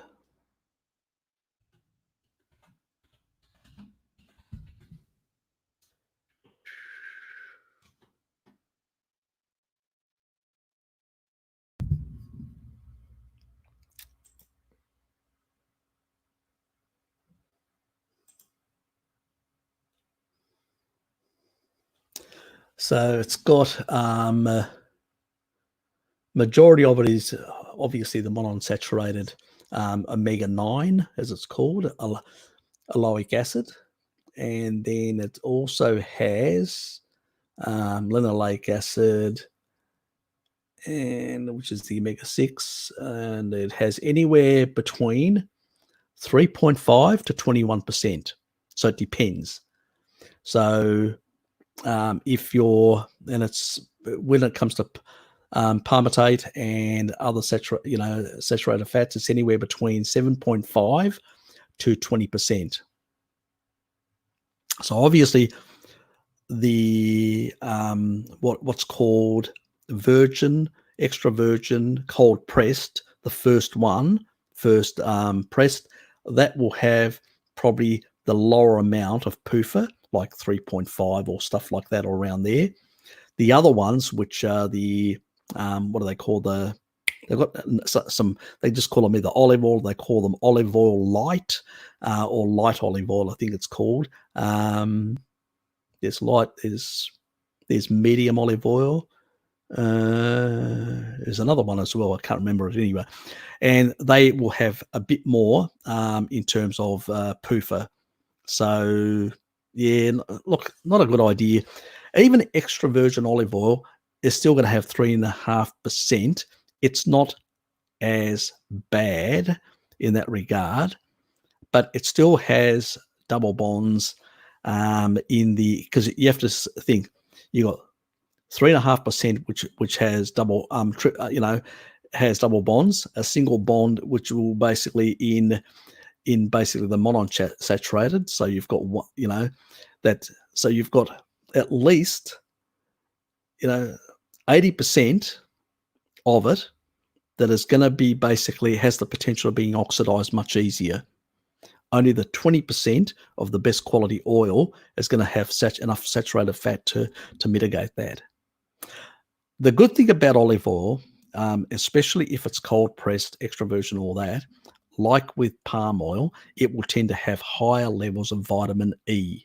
And vitamin E is there to stabilize those fats from oxidation, But if it's refined, any oils that are refined, including palm oil, they tend to have much lower levels of vitamin E. Now, with refined palm oil, it tends still to have much higher. The only reason it is that because unrefined palm oil has excessive amount of vitamin E. And that's why, it's been used in Southeast Asia and all these countries for many years, for, hundreds and hundreds of years, where people have been using it in stir fries and stuff like that. So if I was going to use any oil, it would be probably coconut. Second after that would be basically, palm oil. And then after that, I would consider olive oil. And then the rest, I would give them a complete miss. But generally speaking, as I said, the lowest aldehydes, even at high temperature cooking, is, lard. So if you're going to, if the best things you can use is animal foods, whether it's tallow or lard, that's the best things to cook with. And that's what I would, yep. Yeah, I tend to cook with lard more than tallow. I do cook with tallow.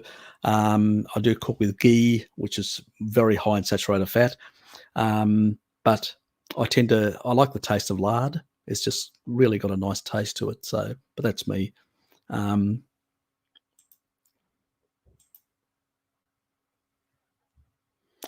So Richard thinks he's lactose intolerant. Okay. Well, it depends. You'd have to. You may have only one of the alleles. If you've got one of the alleles and you're not consuming raw milk, if you consume raw milk and you still get a reaction, it means you probably don't have either of the alleles. That means you are 100% lactose intolerant.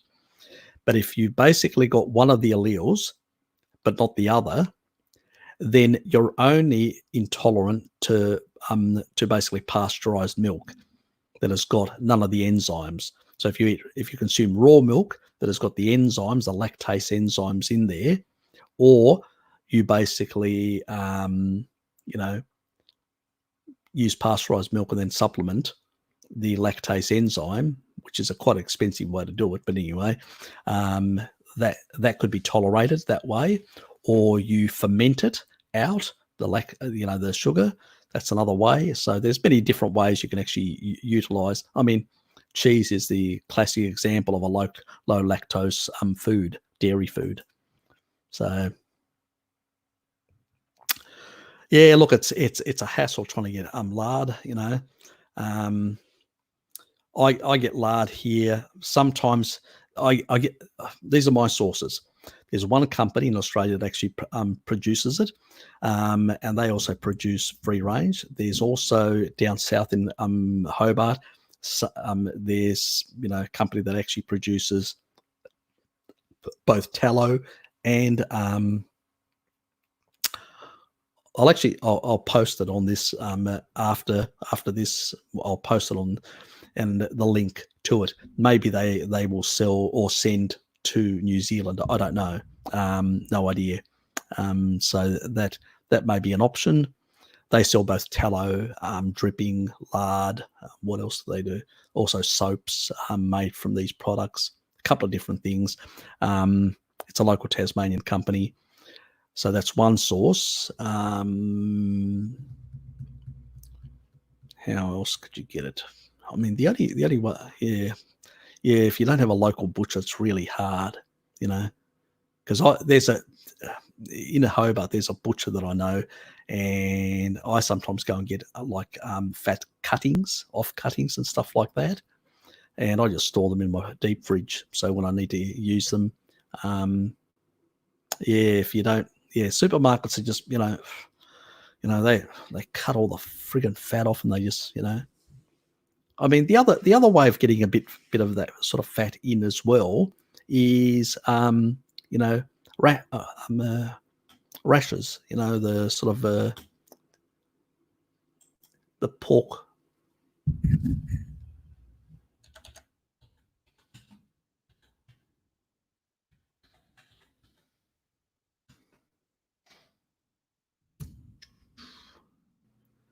I don't want cooked ones. Just show me uncooked.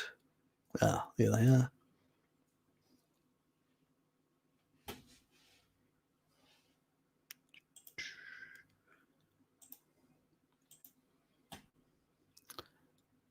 So basically, there's quite a bit of fat on that. So pork rashes, probably or pork belly is another way to get more of that fat in there. And also it has more sort of collagen material, which is really good for your skin as well. But there are options, the sort of fallback options. When you don't have access to a local butcher, you can't really. It's not easy in that regard.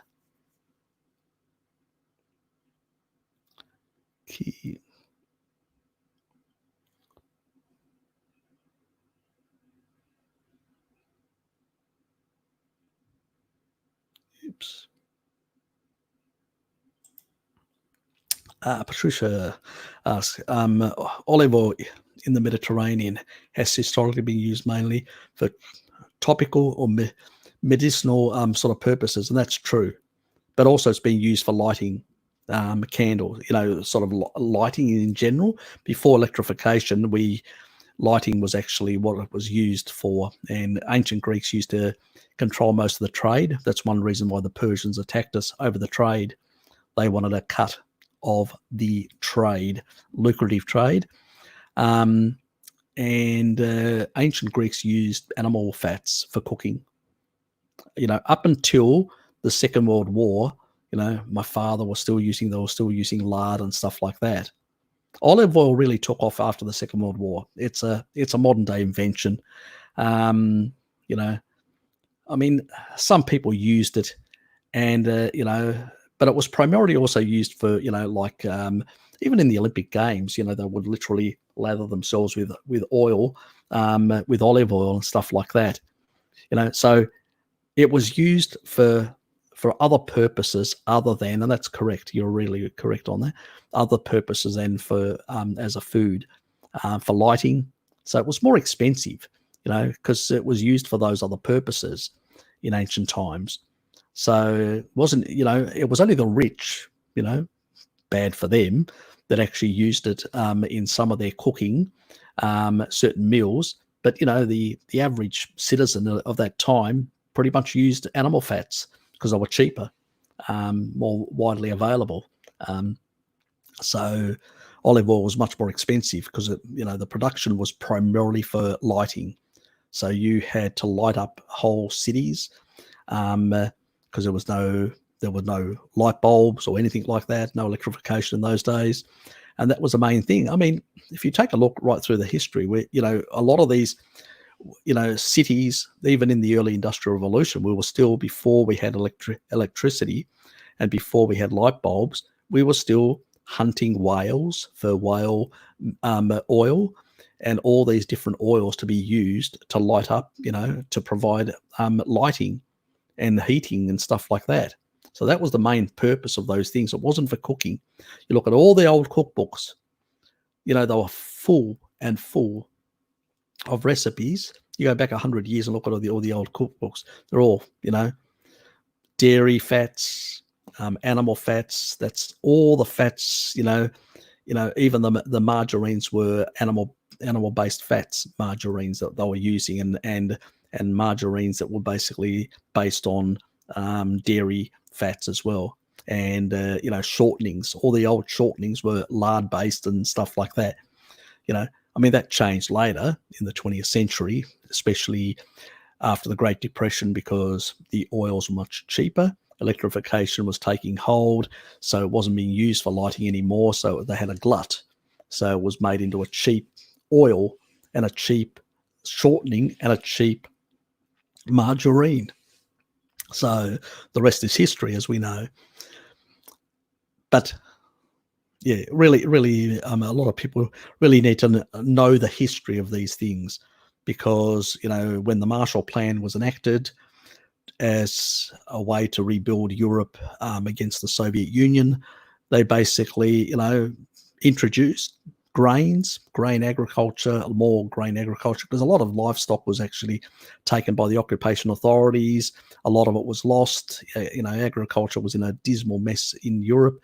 And the easiest thing to basically produce very rapidly was grains and oils, to provide energy and food for the population. It was based on the studies that Ansel Keys did back then, in 44, the Minnesota studies that he did. So, that's really the history.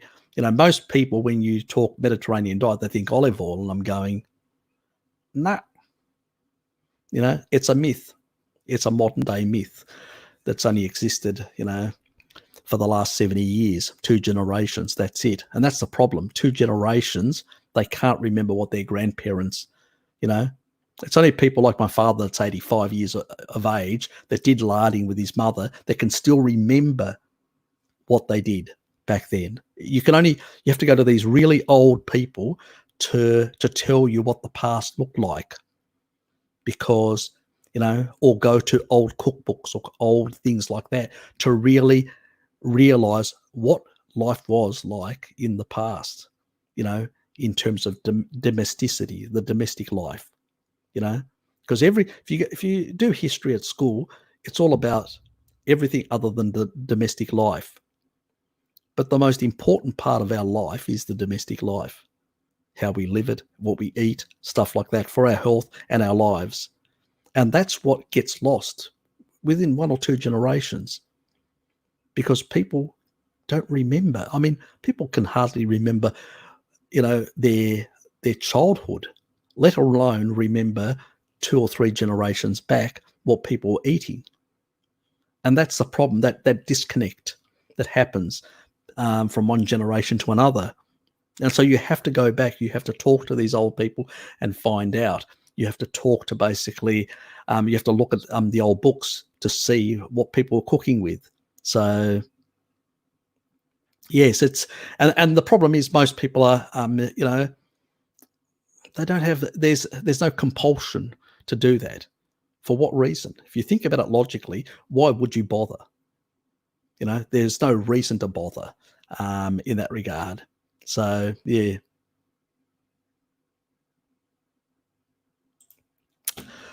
Okay, I've a friend that accidentally breathed in mech vapors. Ooh. Plastic plus adhesive dust. Now he's been having blisters when exposed to the sun. I'm at a loss with this case. Yeah, look, that's sort of way beyond my pay grade, mate, because that's the problem with vapor. I know that it does harm to the lungs.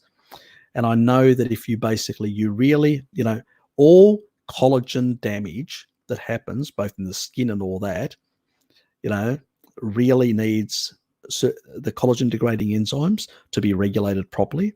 And it really needs sort of the proteins, the important proteins as well. So really all I could think is getting more animal fats, supplementing MK4. Yep, I know I don't recommend supplements normally, but in some cases you need, when you're this damaged, you need MK4, very important. So using MK4, and also basically, getting more those, getting sulfur in there, and collagen, all the collagen precursors. So more eggs. Eggs are really, that guy should be eating 12 eggs a day, basically, for quite a few months, 12 eggs a day. He needs a lot of cholesterol, needs a lot of, collagen material that's in eggs, to really repair all this tissue. And also arachidonic acid, very important for repair purposes of cells, arachidonic acid, not the plant-based shit, LA. That just damages yourself. So get him to basically eat more eggs. Get an MK, the MK4 one that I get from my herb. I used to, but I don't get anymore. But I used to recommend to people that required it in those early days as they're in fixing their health and stuff like that, to saturate their body with MK4. So, because to get the same level, you'd have to eat quite a lot of brie and liver, which is not practical. So yeah, get him, vapor. It's really damaging to the lungs, really damaging to skin. It's really damaging, to a lot of things. So he really needs to basically increase those nutrients to heal, pretty much. I hope that helps. I'm just going on the studies, burns victims, eggs is the main ingredient. And those fat soluble vitamins are really important. So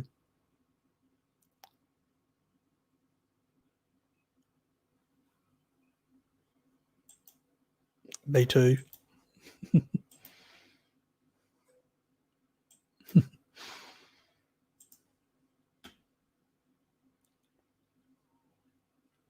Thanks, mate. Oops, overshot again. God, I love this.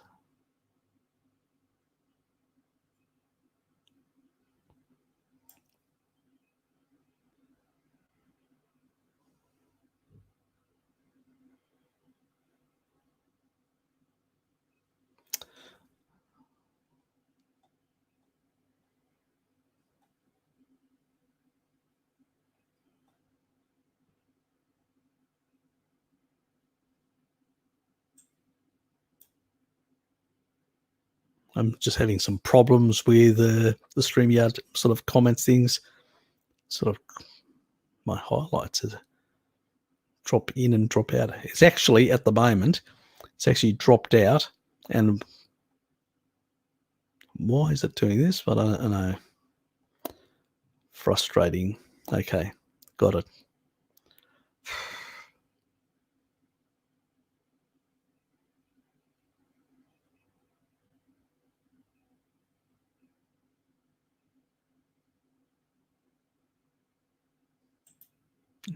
Yes, he probably, you know, yeah, these things are very hard, mate. It's not easy to deal with these sort of things, and you don't know how much damage has actually occurred. And chemicals, different chemicals. I don't know what compounds are in the chemicals, so you'd have to know exactly. Look, send me an email and try and get some more information on the chemicals, what the composition exactly is, because there are different things that affect different parts. And there may be some, like there are certain herbs and certain chelators that can actually deal with some of the compounds. But if I don't know the exact compounds, what the composition is, send me an email, try and find out some details, because details are really important to come up with any sort of, better approach, to add something additional.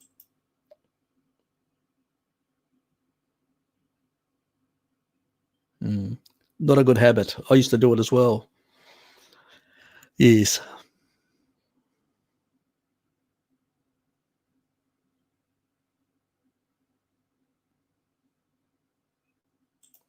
So Cheryl says she's off her arthritis healed.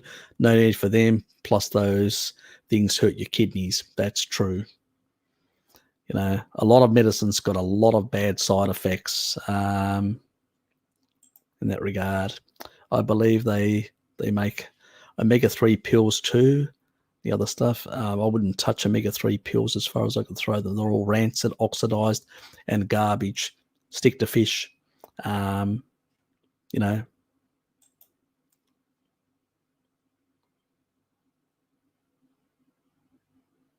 Yep, yep. Yeah, yeah, the choline side of things.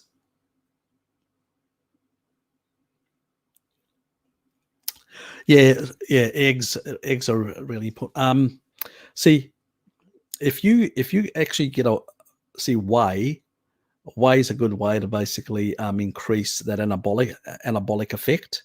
Um, if you can access from a farmer, even better.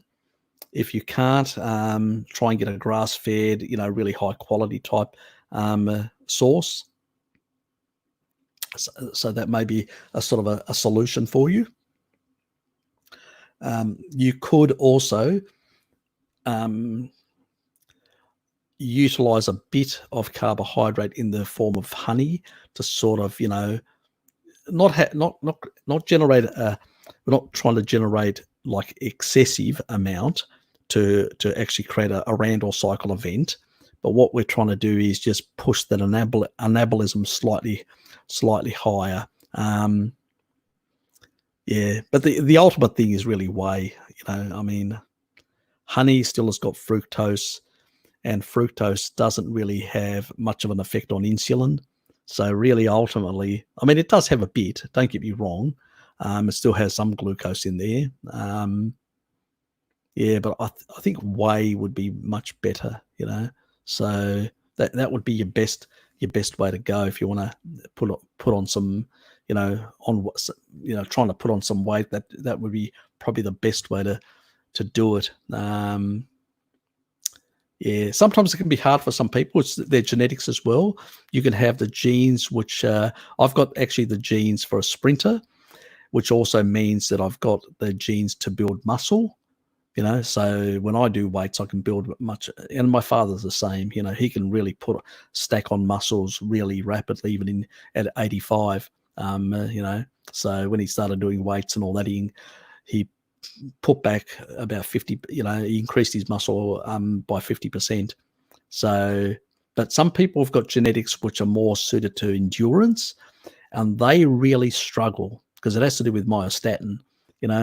So if you're inhibiting it too much, then it has a different effect on and you may, some people sort of can't, and but they tend to get to growth in their hearts and all sorts. And from young kids, they like muscular, like He-Man type thing.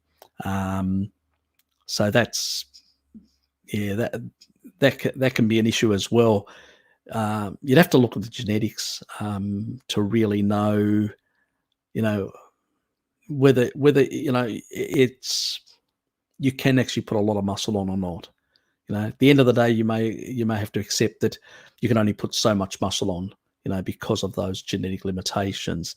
So it's a hard one. Believe me, I know a number of people that are really good. Have got they love walking. They've got really good endurance. They're really good at that side, and they are skinny. And they also, they've tried everything, and they can put a bit of muscle on, but not a lot of muscle. So you may be one of those people, and it's really, hard. The only other way is, which is not a very healthy way to do it, is roids. But it's not something I would recommend. There are some other nutraceuticals that tend to have a bit of an effect on anabolism as well, which are much safer. But it's a real hard one in that regard. Check out my, if you could, because you can, I know that they do sell lactose-free milk, so you can still use the, because you won't get the lactose, but you'll still get the other, amino acids and the leucine content and all that. The other thing is, throw in some branched chain amino acids, which is another option, so to beef up the anabolic effect. And I would definitely combine branched chain amino acids with whey, whey and leucine, and doing weights is a really good anabolic booster, so that's a sort of that would be the way I would do it. If I was really struggling to put on muscle mass, I would really try and actually drive it as much as possible in a natural way, because all these other stuff do have their side effects, and it's not worth it. Believe me, Richard, it's just not worth doing that sort of crap. It also can affect your your reproductive organs as well, doing roids and stuff like that. Not very healthy for that, not good also for your sex life, so it's not good stuff. So I wouldn't touch that crap at all. So I would try and focus on trying to enhance anabolism through, especially the egg whites. They've got far more in terms of that anabolic effect, because of higher in deuterium as well. So that's a growth factor. So that's the sort of way I would sort of push it in the direction where whey, eggs, particular more egg white in there. You can get actually like powdered egg white, and sort of lactose-free milk, and sort of combine it, or whey if you can get it in its sort of pure form, and sort of combine it and give yourself a bit of a bigger anabolic push. Have that just before, half an hour before your workout, then really work to exhaustion. So I can't think of anything else, and see how that works for you in the next couple of months. How well it works for you will tell you a bit about your genetics without even doing a genetic test. So yep, I think I've covered that as much as possible.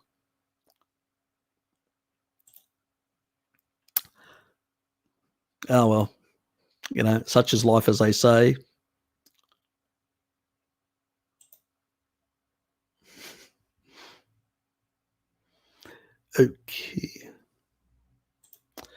Okay, Luke's asked, should I really eat thyroid?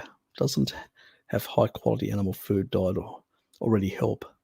Look, any organ meats is a good thing, varied organ meats. And I tend to, that's why I get the chicken, the giblets, which is organs from all the different parts of the chicken.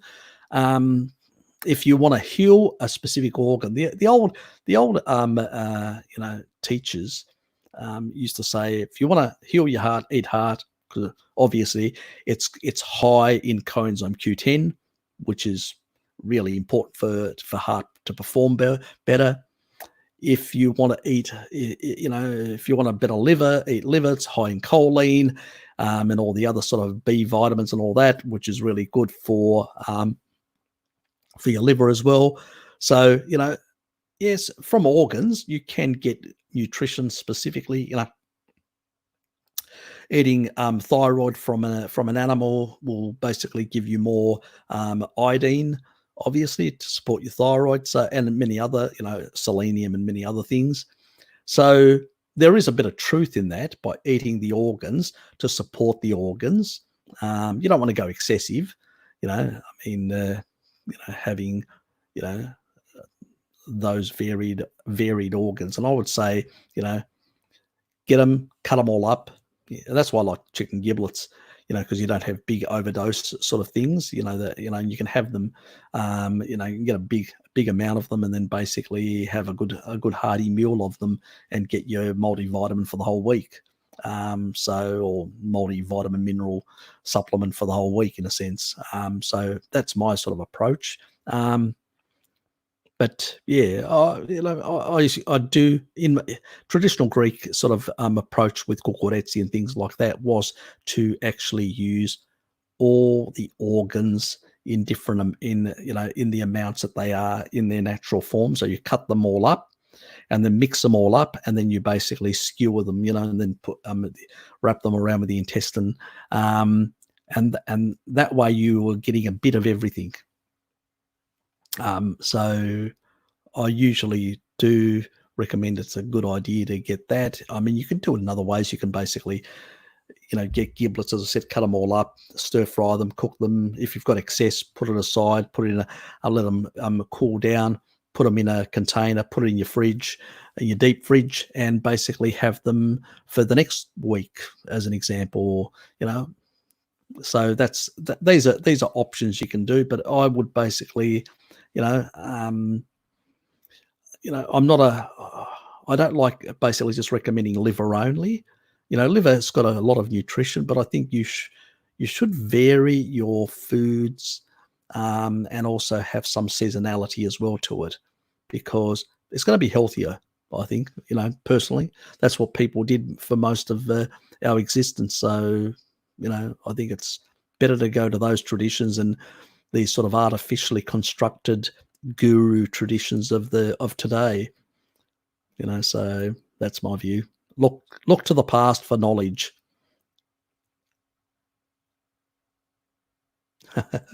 So Richard says he's glad he stocked up before the lockdown in New Zealand. Yes.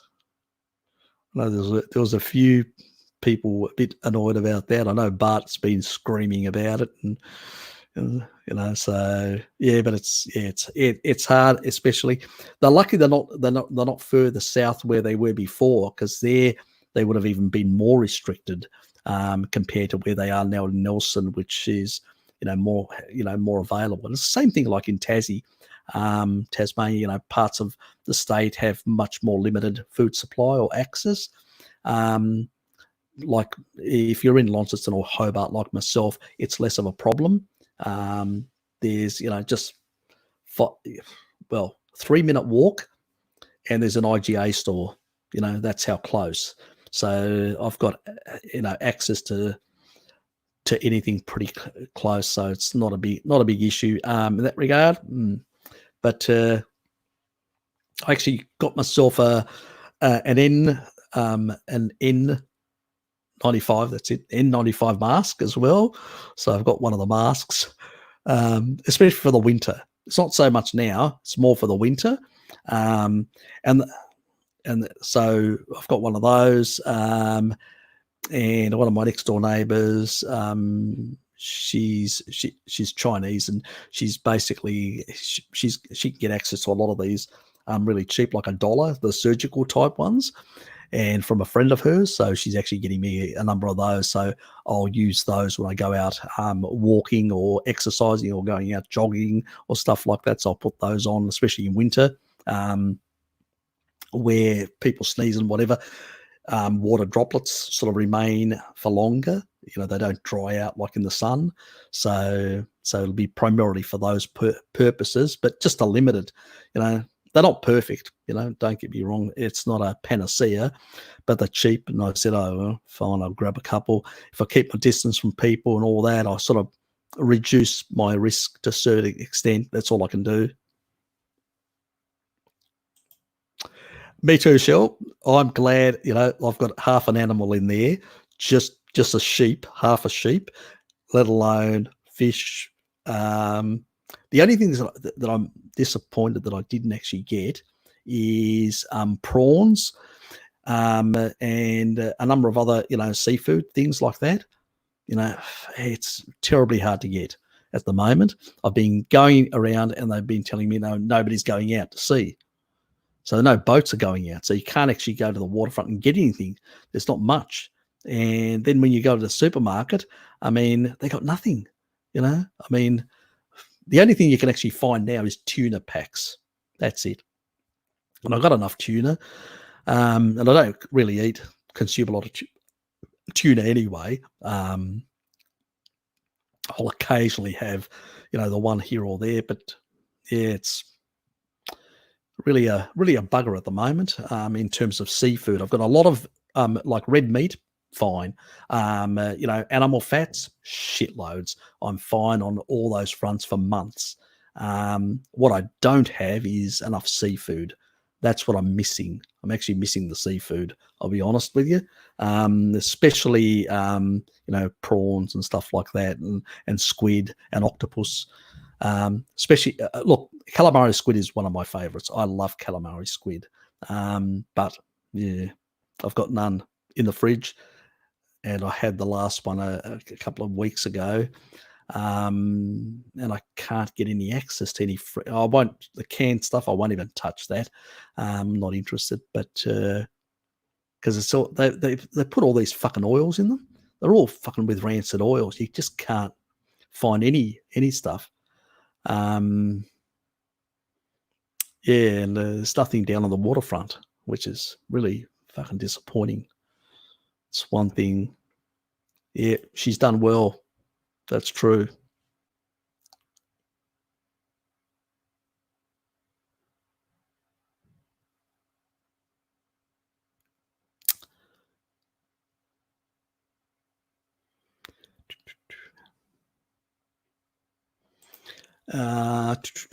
Get a vitamin D light bulb. Yep.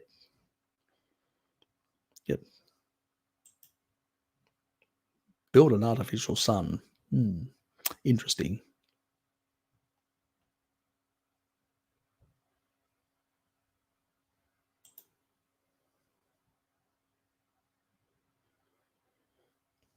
Yep.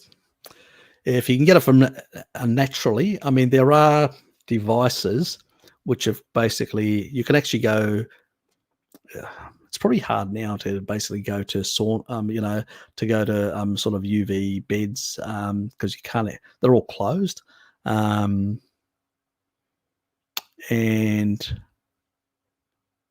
our biggest problem is we're going into our winter now. We're in the southern hemisphere. And that's when we're far more susceptible to respiratory infections.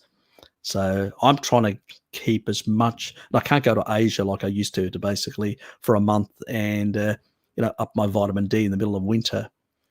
So at the moment I'm trying to get as many animal foods into me that basically will give me enough vitamin D. I'm still going out in the sun. Today is a really shit day. We haven't had much of a sun at all. As you can see, it's a bit darker in here. Not much sun coming through. So I'm a bit disappointed in that regard. But I do have vitamin D tablets ready to go. Good quality ones with olive oil in them, not with any of the other rancid oils. Be very careful. Pick ones with olive oil in them. So get either liposomal ones if you've got malabsorption issues, or basically get the olive oil based ones if you don't have those sort of issues and you don't need to bypass the digestive system.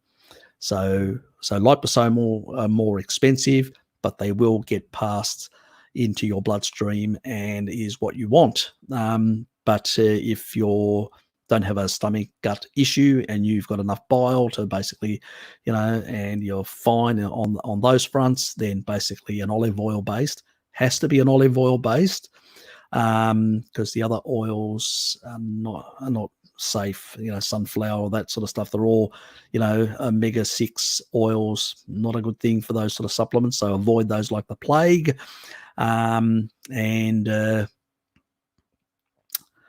Yes, and so basically have them stored. Like I've got my chewable zinc tablets, which have got zero citric. Remember, zero citric, they have to be zero. And basically my tonic water. So, and I've got an Australian one. It's actually a supermarket one. It's cheap as, people don't realise. I'll just bring it up. Oops.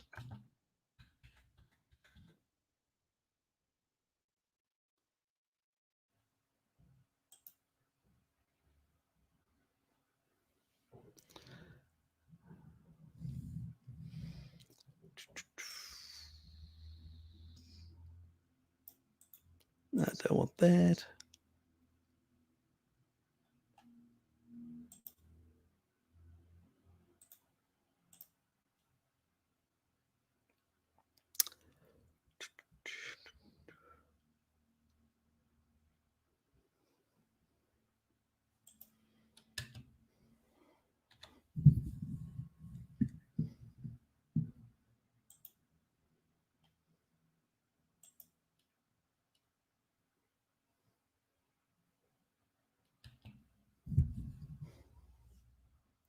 That's the one.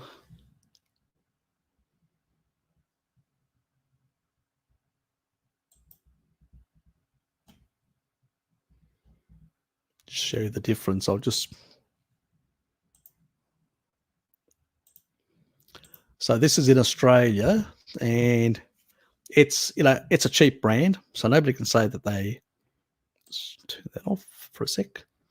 So as you can see, they come in two varieties. The sugary one, look how much sugar there's in there. So for 100, there's, if you have a litre, you can 83 grams.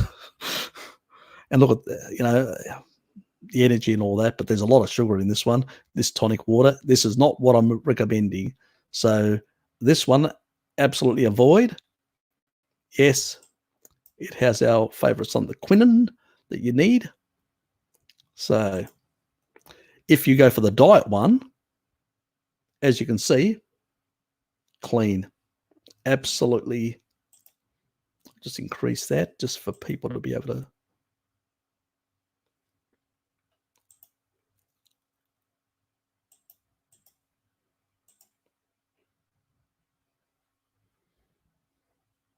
So you can actually see the level of sugar. Fucking hell, it's just packed with sugar and a whole lot of other things. Where this one, on the other hand, very little energy, you're not going to get a lot of, and sodium, that's nothing really, but it's just basically very little energy. It's just basically a source for quinine. So you basically use it as a water replacement, and it's only 75 cents. And that's 1.25 litres. So basically you can have two of those a day. So because you don't want excess water, because excess water is unhealthy. Because basically excess water can cause water toxicity. So if you're basically going to consume two of these a day, you will basically eliminate the same equivalent in water that you would consume normally, in that regard, to balance things out. And these are just kept in home, so you don't use them until you have to. So you store them at home, and so when you have the first symptoms, right at the beginning, the first symptoms, you start hitting this stuff, having two a day for a week at a minimum. So you can see basically. So if we look at this, 2 times 7, that's 14, obviously, times 0.75. It's $10.50. It's absolutely, Australian dollars that is, it's absolutely ridiculously low. So you can basically put, get a pack, like a 24 pack or whatever, which is more than you need at 10 extra. And you can just basically store that at home. So even after, you can basically have still some zinc with a glass for a couple of days after, for a month or whatever, until you finish it all off. Just being able to inhibit the virus, also protect. Remember within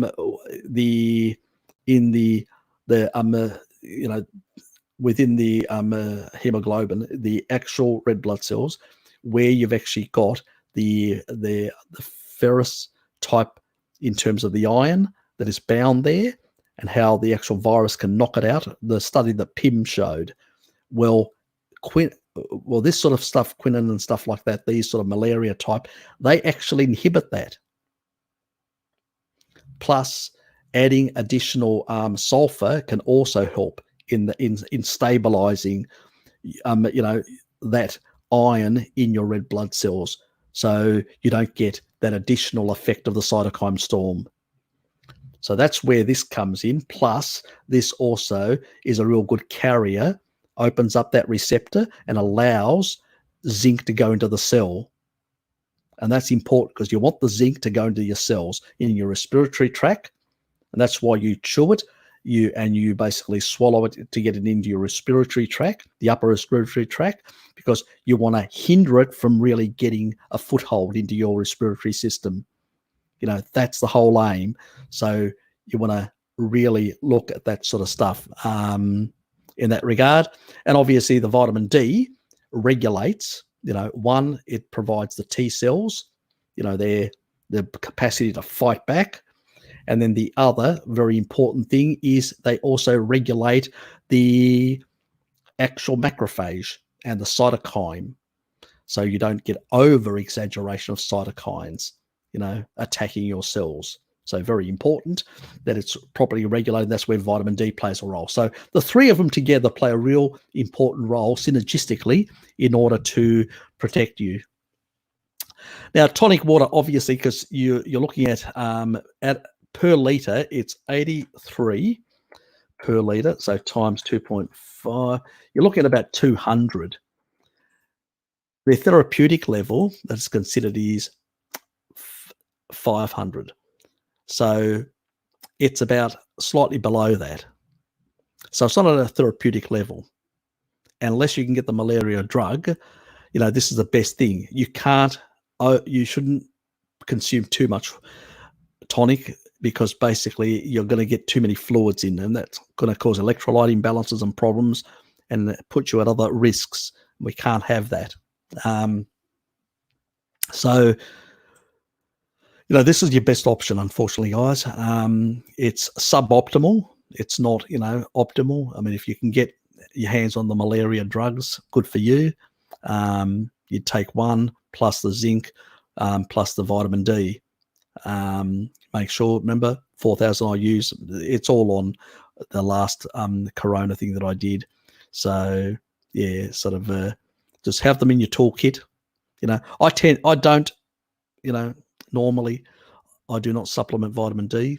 I try and get it from my food and from going into the sun and going to Southeast Asia in winter. But I don't have those options at the moment because of, we're housebound. I can only go out for a couple of hours. And even last time I was out here, sort of walking, and I noticed there was some sort of street guy, an old fella, and he was stopped by the police, and they were checking him out, and then they were eyeing me as I was walking back, and I'm going, oh, better. I just didn't look. I just looked ahead and just kept on going till I got to my place, so which wasn't very far. So, I'm going, oh shit, I don't want to be stopped, So, and that was later in the afternoon.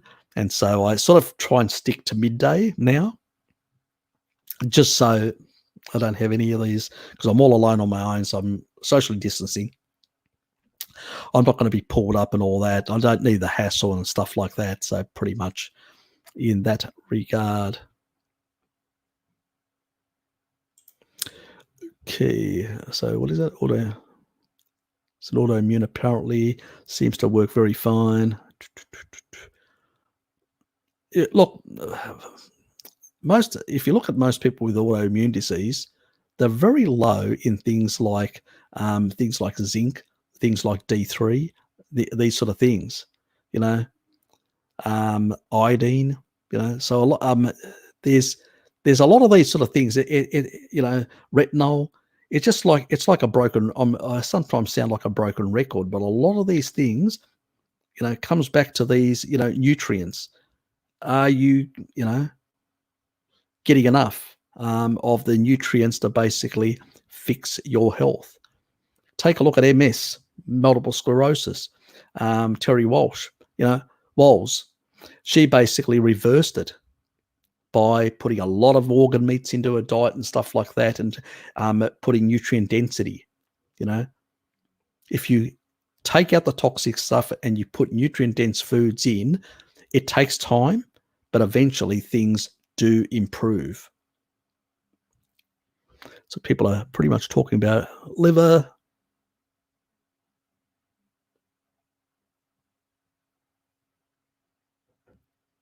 Yeah, copper's very important as well. Not muscle meat alone. I mean, there's other foods you can actually use also for copper. You don't necessarily have to. You can have crustaceans, mussels, which is the mollusks. You can also have things like squid, octopus. These also have balances. Gelatin. So bovine gelatin is also very high in copper and very low in zinc. So if you need to balance things out, that's another quick option, quick supplement. Get a grass-fed gelatin from bovine gelatin. That's another option that you can use. Just another biohack in that regard.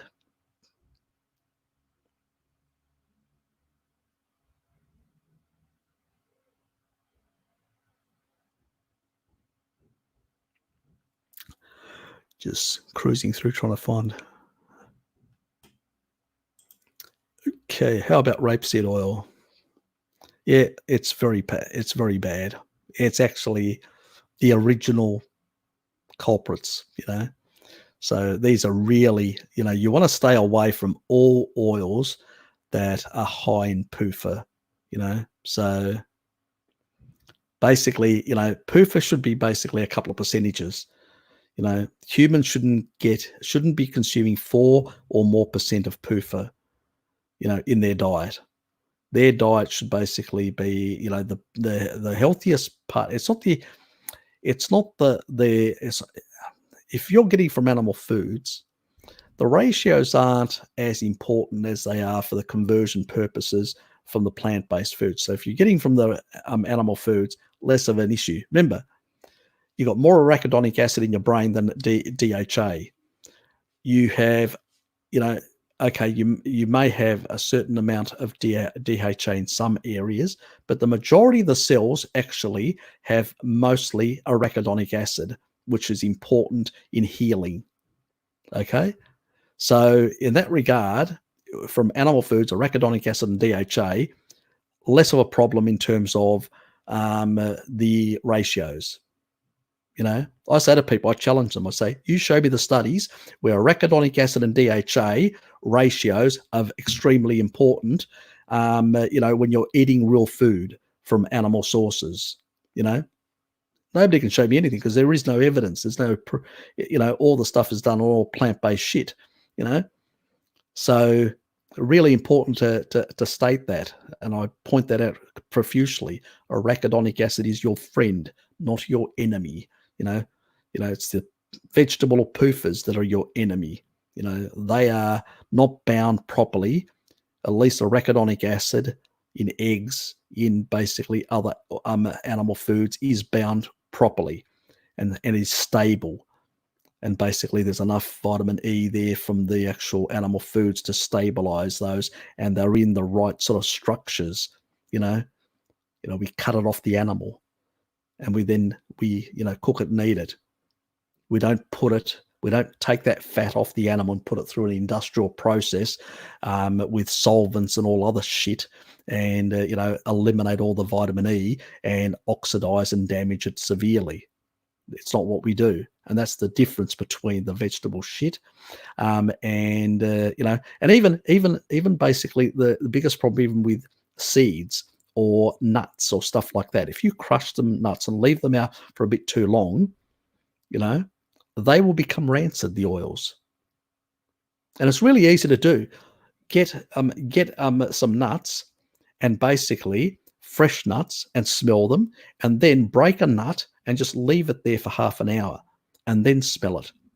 You'll actually start smelling some rancidity there. It's already starting to break down.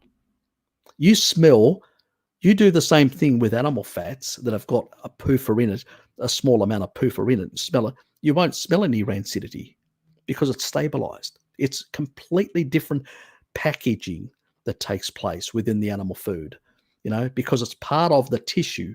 Your own body tries to stabilize these things so they are, when they are native and not industrial, but native, they are properly incorporated into your tissue and stable, and you're never going to have a problem. And so even in the animals, they are very stable in the tissue of the animal. So when you cut it from the animal and then consume it, it's in a stable form. Plants, this is why plants have such high levels of vitamin E and high levels of vitamin C, is because they don't have the same level of stability and integrity. That means, where animal foods have much better stability and integrity, structural integrity. So they don't become sort of rancid. This is falling. Hold on. Let me screw this a bit. It's sort of moving forward a bit. Yeah, so keep that in mind. Okay, never tried raw milk, Harry. Ask Bart. There is remember Layla, the lady that used to be the nurse, that closed down her site. She was able to get it from some place in New Zealand. Ask Bart next time you get an opportunity, and he may know, or Pim. Actually, Pim would probably be a better bet than Bart. I'd go onto Pim's site or send her an email and actually ask her whether she knows a location, because I know there was a place where the local producers actually had a special device, a container, and you'd just go there with your own bottles and just fill it up.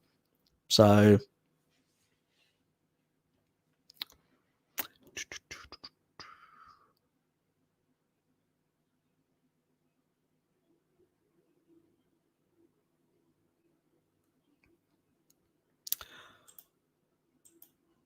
me too, mate. Love it.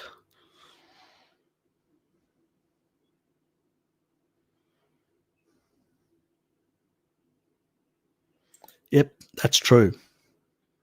There's a lot of dodginess in olive oil production. They do dilute them with other stuff, and that's why you can have anything between 3.5% all the way up to 20% of PUFA, which is really bad.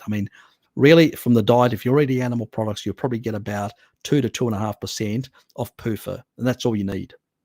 You need essential fatty acids, but you don't need a lot. Most indigenous populations got around the 2 to 3%. The majority of them got around the 2%.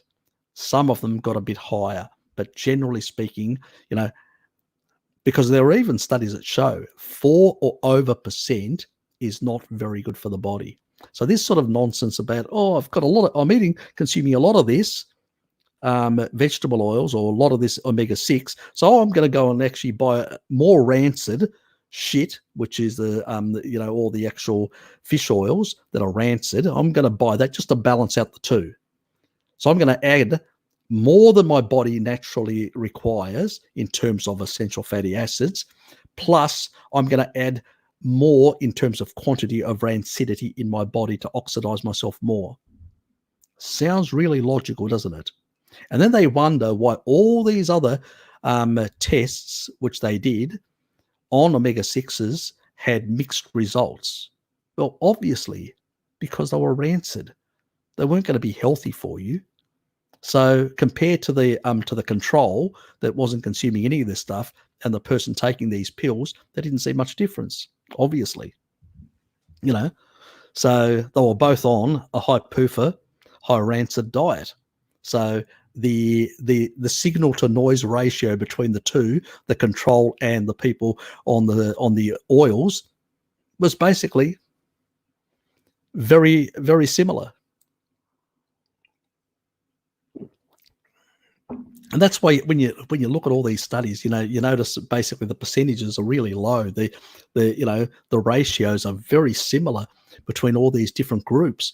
Then you go, why? Because they're all practically eating the same shit, and they just got slight variations between them. That's why these are just useless studies in that regard. They're not really looking at people radically doing different things. I mean, I know that they've recently, MedRx are actually promoting sort of what is it called? There's a Harvard study being done by a different group doing on the carnivore diet, and people in North America should.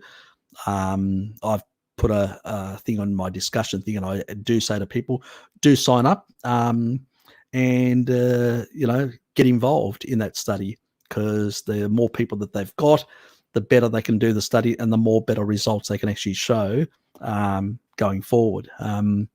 So, and also things that may pop out of that and come out of that, things that we weren't aware. So it's really important that we do these things, that we have varied people from different socioeconomic backgrounds, different ages,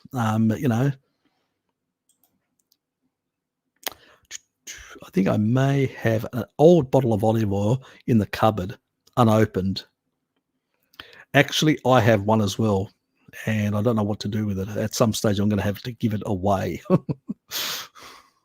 So, yes.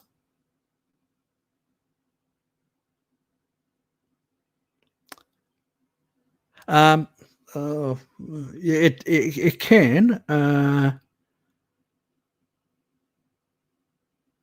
Trying to think now. There are a couple of things that actually, so light will affect it. So if it's in the cupboard and it's not getting any light, it's going to have less rancidity that way. If it's really high quality, like extra virgin, and it has far more, there's no air in it, it's got more vitamin E, so it should have better shelf life in that regard. Because mine's a sort of extra virgin cold press first, the first cold press type. And also it's one that I actually got a variety which was slightly refined to be more stable. So for high heat, was for barbecuing. But actually, I know one person that may take it off me. Anyway, just that I know loves barbecuing and loves using olive oil. But then again, he's probably been listening to what I've been saying lately, and so may not be. Oh, Luke's got something new for me.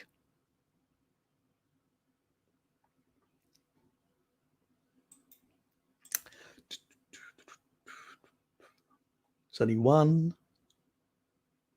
Oh, he's got two.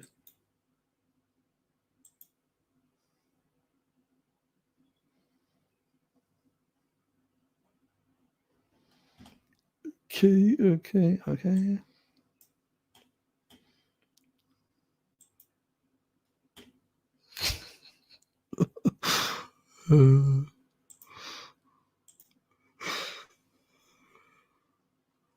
Oops, let me just go back to.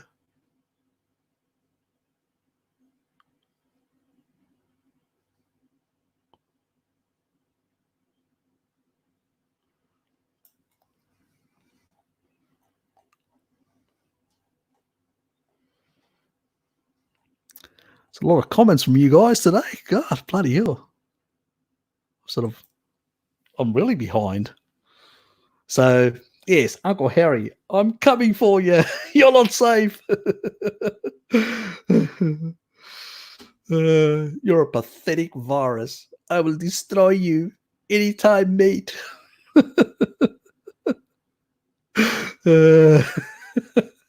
love it, mate. I love it. I love it. Let's check the other one.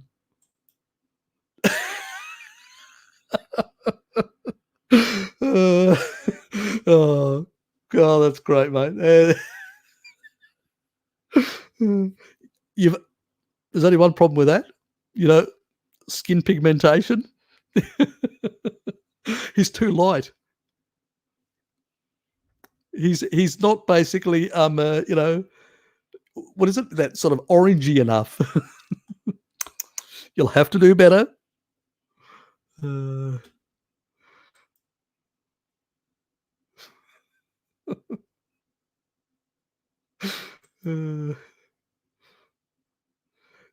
Carrot brain. Mate, you've outdone yourself. Love it. I absolutely love it.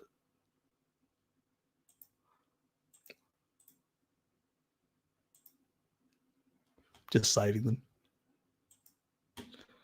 I'll have to do a collage in the future. I'll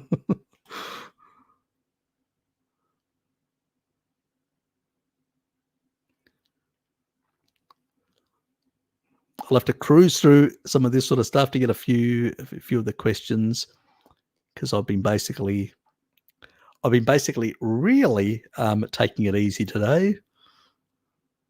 Do vitamin D supplement actually help, or does the body just not use in the same way?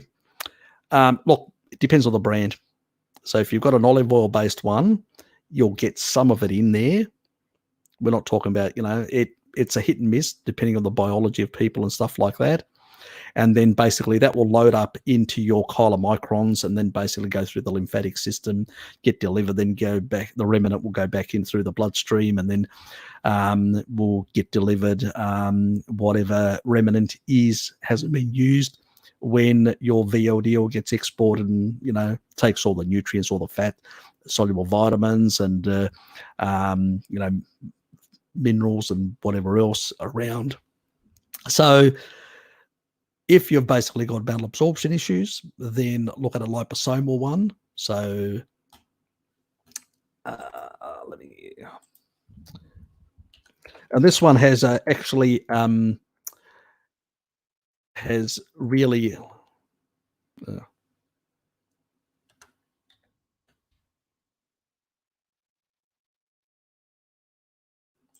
is the one. Just bring it on screen.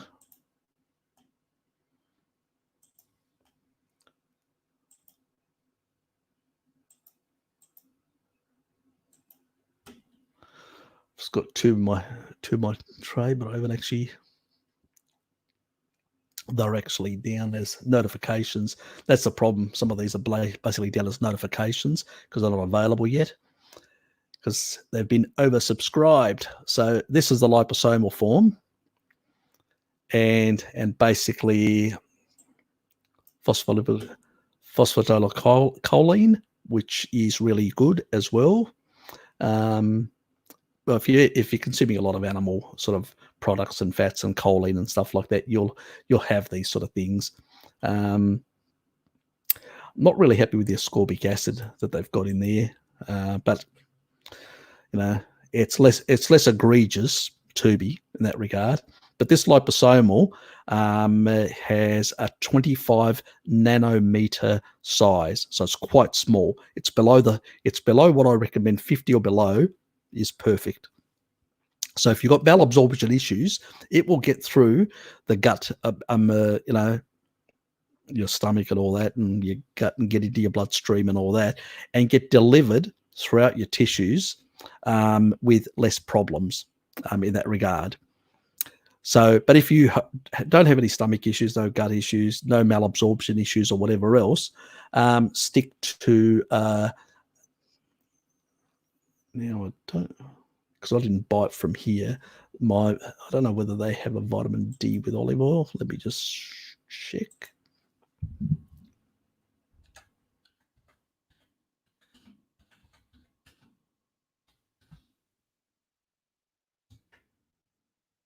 Oh, well, caps lock for whatever bloody reason.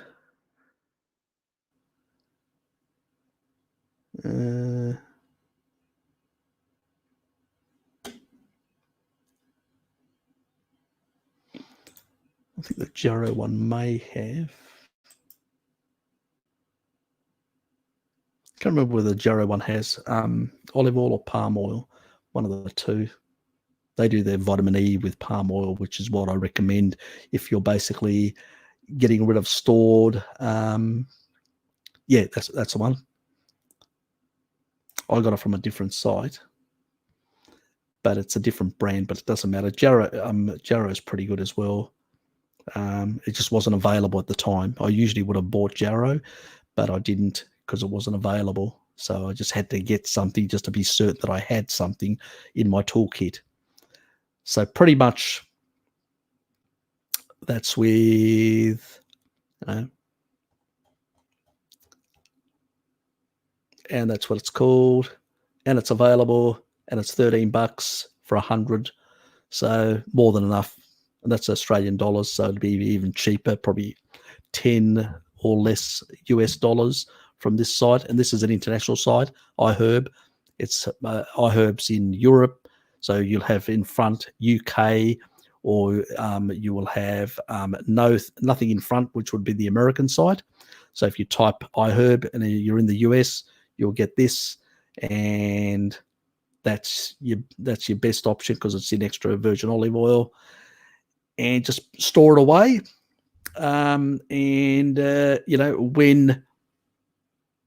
you're in those sort of months, probably now that you're basically, if you're in North America, you're probably low. You've probably got a low vitamin D status because of winter and spring, and that's why a lot of people are vulnerable in Northern Hemisphere because of low vitamin D as well. So they're getting all these cytokine storms because their bodies can't be regulated properly. So their immune system isn't being regulated properly and not supported properly without vitamin D. So if you're in the Northern Hemisphere, buy it and use it immediately. Now, the other one, that's the 2.5, isn't it? Yep. So that's the 2.5. They don't. The biggest problem is they don't have like 1,000 where you can actually step it up from a very. Oh, they do actually. Yep, they do. My mistake. Okay, so you can get the 1,000, which is one option. So if you've got young kids, for young teenagers, 2.5, and for adults, I'd go 4. I say, but 5 is okay as well. In that regard. Yep. So those are your sort of your options in that regard. If you've basically got like 2 adults, that's fine. You got a teenager, you'd probably get one of those and one of those, and that's about, what is it, $24, $25. It's probably about, in US terms, probably about, what is it? I think it's 60. Is it 62? I think it is. So that's 15, nearly $16 US. So, and you'd use it immediately because basically you guys would have low vitamin D status at the moment in that regard. If anybody's got malabsorption in your family, go back to where I was. If anybody's got malabsorption issues, you'd go for this. So you'd go for this liposomal form. So that's your best approach, I would say, Tristan. So those are your best options. You know what your status is, so I'll let you work that out in that regard. So that, and then the the Jarrow stuff. So these are the sort of ones. I'll just beef it up a bit more just for people to see. That's the one.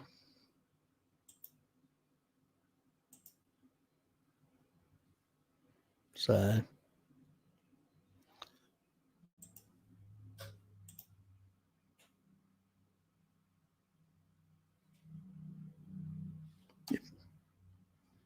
so if people need to write that down, you know, and that one there. It's better to get it from the sun, because the sun also plays an important role with cholesterol, creating a thing called, which is a water-soluble form of cholesterol called cholesterol sulfur. Very important for your brain, very important for a lot of functions around. I will do a video at some stage on it. But, you know, at the same time, we're dealing with a problem, a health problem. So we need to basically take some precautionary steps to protect ourselves as much as possible and our families.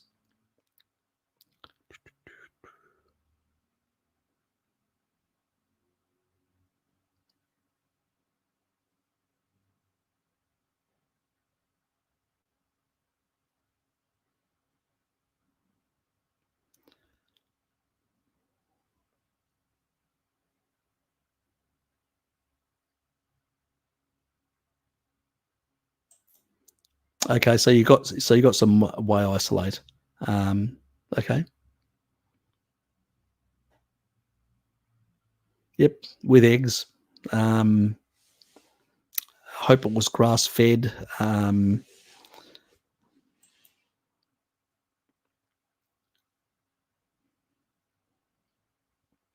I'm less, when it comes to whey, I'm less concerned about, you know, because it's not your main food. I'm less concerned about deuterium when it comes to that. At the end of the day, that is going to be driven mainly to your muscles more than anything else. So it's going to be less of an issue in that regard. They tend to basically, because of the water level that they actually maintain, they're better at actually dealing with that, with depletion issues. So it's more when you're basically shoving that sort of stuff around the other peripheral parts and part of your organs and stuff like that, when it becomes a bit of a bigger problem, especially when you're affecting cytochrome C, P450 in the liver, and reducing the redox potential of the liver's ability to detox. So, but you know, whey doesn't have an effect on the liver, so it's less of a concern.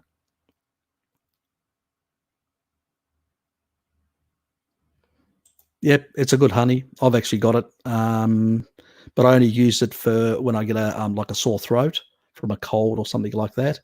And one thing, it actually, the longer you actually have it, it actually increases those elements in it, those little organisms, which actually increase the level of the sort of the positive health effects, the you know, the antiseptic, antibacterial, antimicrobial type effects in it. So it actually improves with age, so to speak, like a good wine. Manuka honey. Yeah, I've got some Tasmanian stuff in. I'll just grab it. I'll see whether you've actually seen this brand or not in New Zealand.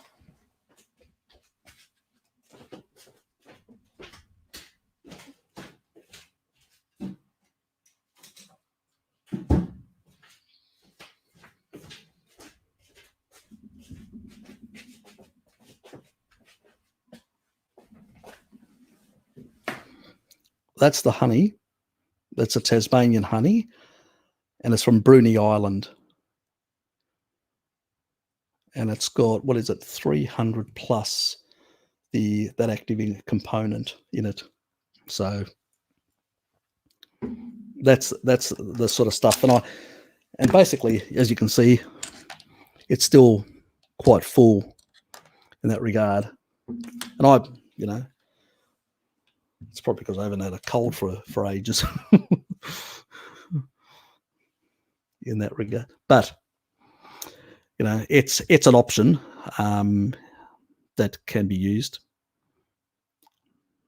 for a number of medicinal things. In that regard. So it's really up to people. Yep.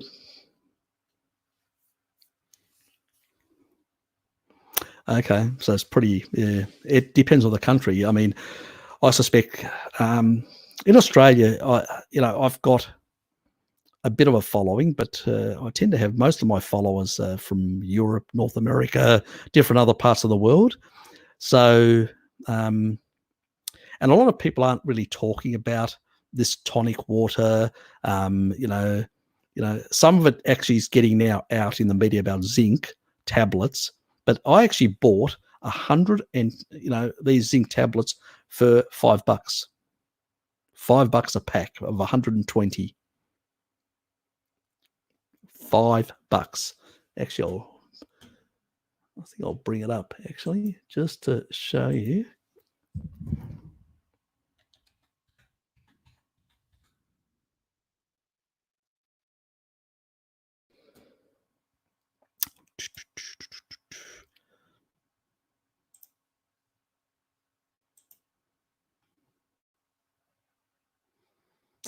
This is in Australia.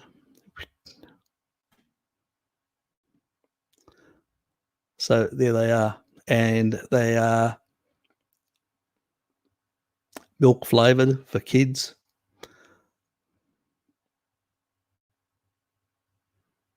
And gluconate. So no citric acid whatsoever, which is good. And the milk part will actually definitely neutralize any citric acid or anything like that. So there's absolutely nothing there. And they're for kids ones, but it's the same thing. It's remember, you take 4, 1 for kids and basically 4 for adults.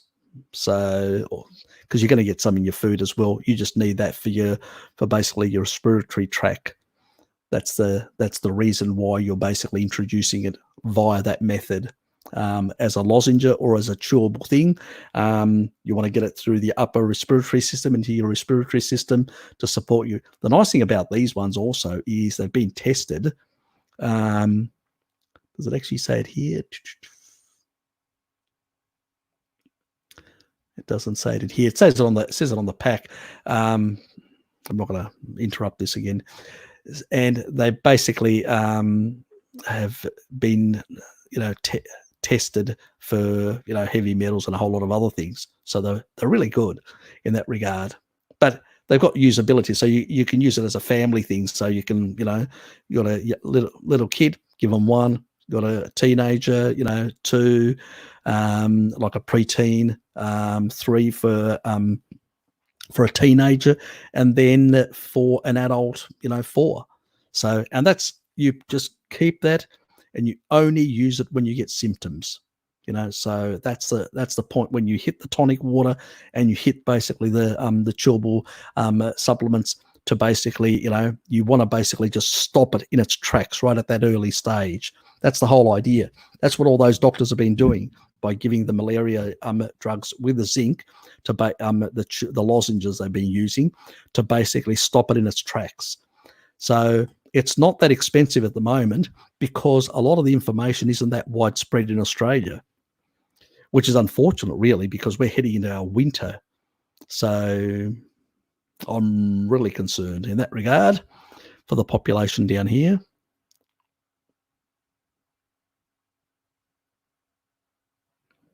Yep, I think I covered that. It basically does one. It prevents the iron in your red blood cells from basically destabilizing within the structure that they held. So really important because that can actually do a lot of damage, oxidative damage in your body. The other thing, which the virus knocks out, the other thing that is important is that it actually allows zinc to get into your cells. So when zinc gets into your cells, what the zincs do is they stop replication. So the virus gets in you through the ACE2 receptor, gets into your lung cells or your respiratory cells. And what it does is it basically because it's basically a RNA. That's what a virus is. It basically is not a living thing, but it's just a thing that it's got an RNA method to and some code that allows it to be able to then hijack the machinery that the body uses. So in cells, what happens is your DNA unravels, to keep it simple, unravels and basically uses messenger RNA. And then that messenger basically allows it to transcript proteins, which we call enzymes and things like that. So transcript specific things that then go and do, these little nano machines go and do things around the body. Well, the virus does the same thing. It actually is a nano machine, a little machine that basically, like things like enzyme, these little machines go in there. They use the machinery of the actual cell, and they basically replicate themselves profusely, and then get throughout the whole body and do the same thing continuously until they basically really make the body not function properly, and then the body tries to overreact by poisoning the body with a whole lot of cytokines, and unregulated it can do a lot of damage. So the quinine, what it does is it helps all these quinine-based things. Tonic water was used in the past for malaria as a malaria treatment. They basically facilitate this. Without this key being turned at the cell, you can't get zinc into the cell. When it gets in there, what it does is it basically stops that replication. And that's the most important thing that zinc can do in that regard. It does have other purposes, don't get me wrong, in the body, but that in terms of COVID, in terms of the current virus, that's what it does. And it's not only for that, it also does it for the common cold, flu, whatever. So if you basically start coming down with a bit of flu in the winter, in future years, you basically get some tonic water. In the winter, have some tonic water aside, have some zinc chewable tablets or lozenges. And when you go, I'm feeling a bit, I'm starting to get a bit feverish or whatever, you hit those two, and you've snuffed the problem out. Especially if you're a small business person, and you can't really, you really have to work. Why work when you're really in a shitty sort of state, and also putting at risk other people that your loved ones and people that work for you or whatever. So if you can use those methods, they can be very useful in that regard.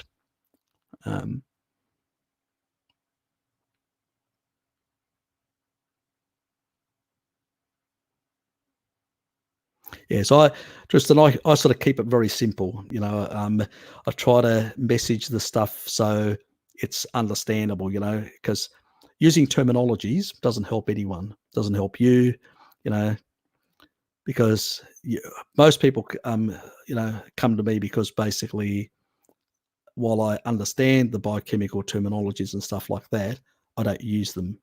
I try to use simple, plain English so you guys can understand exactly what is happening and how to deal with it. Sometimes you have to use some terms, and then I explain those terms to make it easier. So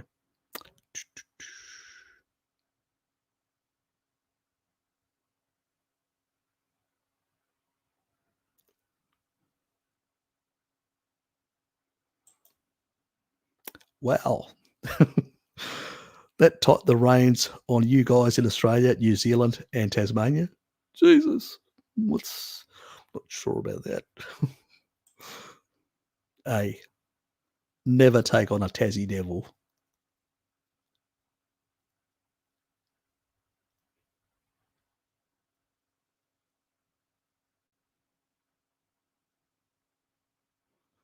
We're noisy little buggers, believe me.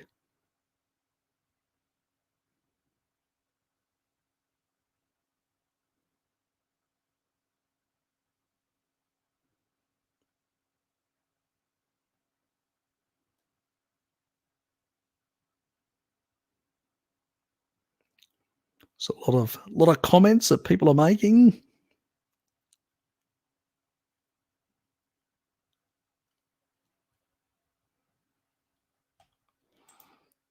I'm glad I made you laugh. Look, you know me, I try to keep it as much as low key as possible. You know, light-hearted in that regard. You know, can't take ourselves too serious. I mean, life's too short for that sort of shit. Layla and Bart, I think, are in the South Island. Yeah, they are. They are. Um, it was farmlands. Okay, is that what it's called?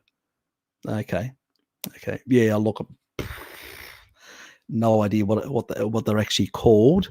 Yeah, but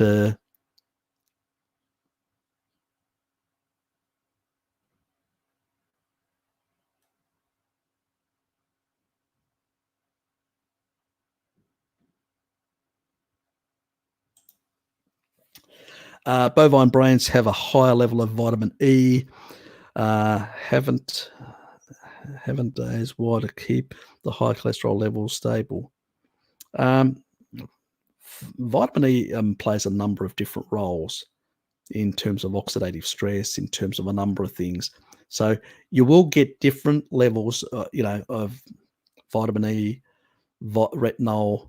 Like you'll get more, you know, retinol if you've eating it in things like like your tissue, your liver, certain parts. So it varies. Things like MK4, you'll get more in the liver than some of the other organs, plus in the heart as well, and the brain. So it's those sort of MK4. It's usually liver, brain, kidneys, and heart is the ones. So there are different concentrations. It's like coenzyme Q10. Again, the highest concentrations are, you know, in things that are use a lot of energy, brain, and basically the mitochondria of the for the brain, and also the mitochondria in the actual heart.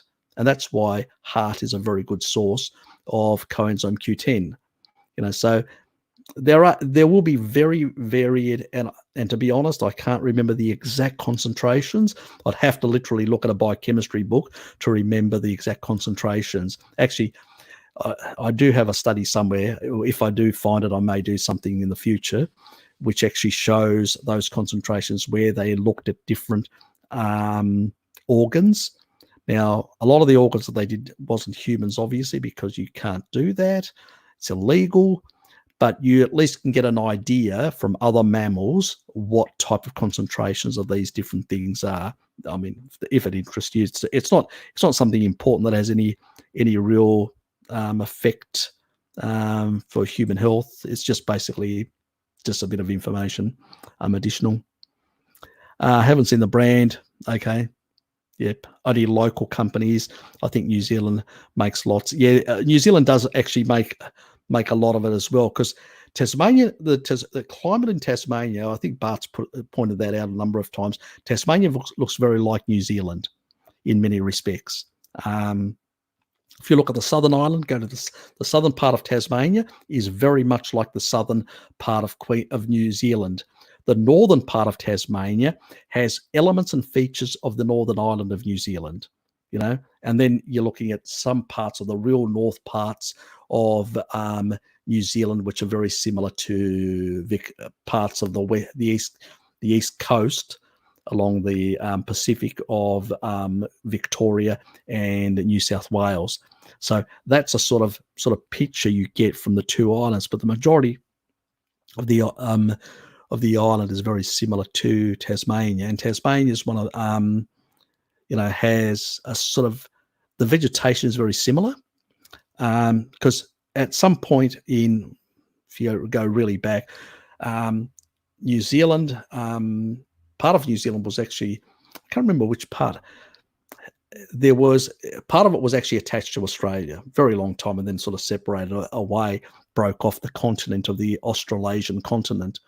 And so there are very similar type of like vegetation in that regard. And so the bees down here using that same vegetation, because it's specific vegetation that actually creates this specific honey, which is very high in these sort of, you know, nutrients, beneficial nutrients. So that, yep. So I think the brand should be very similar, both in New Zealand and here in that regard.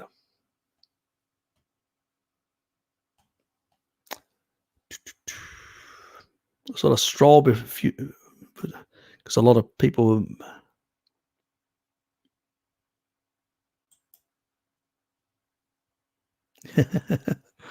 Yeah, I got the Eurostream after, so I didn't even realise we're actually way over schedule, 3 hours and 40 minutes. Guys, I've had a great time. Thanks, enjoyed it. Unfortunately, we didn't get Jared, didn't pop in. He must have been caught up with work, because he said he had some work to do, and if he could get in, he would get in, but he didn't promise me. He couldn't. He wasn't 100%. So, yep, I had fun, enjoyed it. Thanks. For see interviews later on tonight. Look forward to it. I know for some people it's going to be quite late. So some of my people from New Zealand and people from Australia probably will still be awake in that regard, but probably North America will be a bit of a struggle for people there. Thanks for, g'day Shirley. Thanks for basically, so being with me tonight and today, or tonight in your part of the world or whatever. I appreciate all your support. Please like and subscribe and share if you can.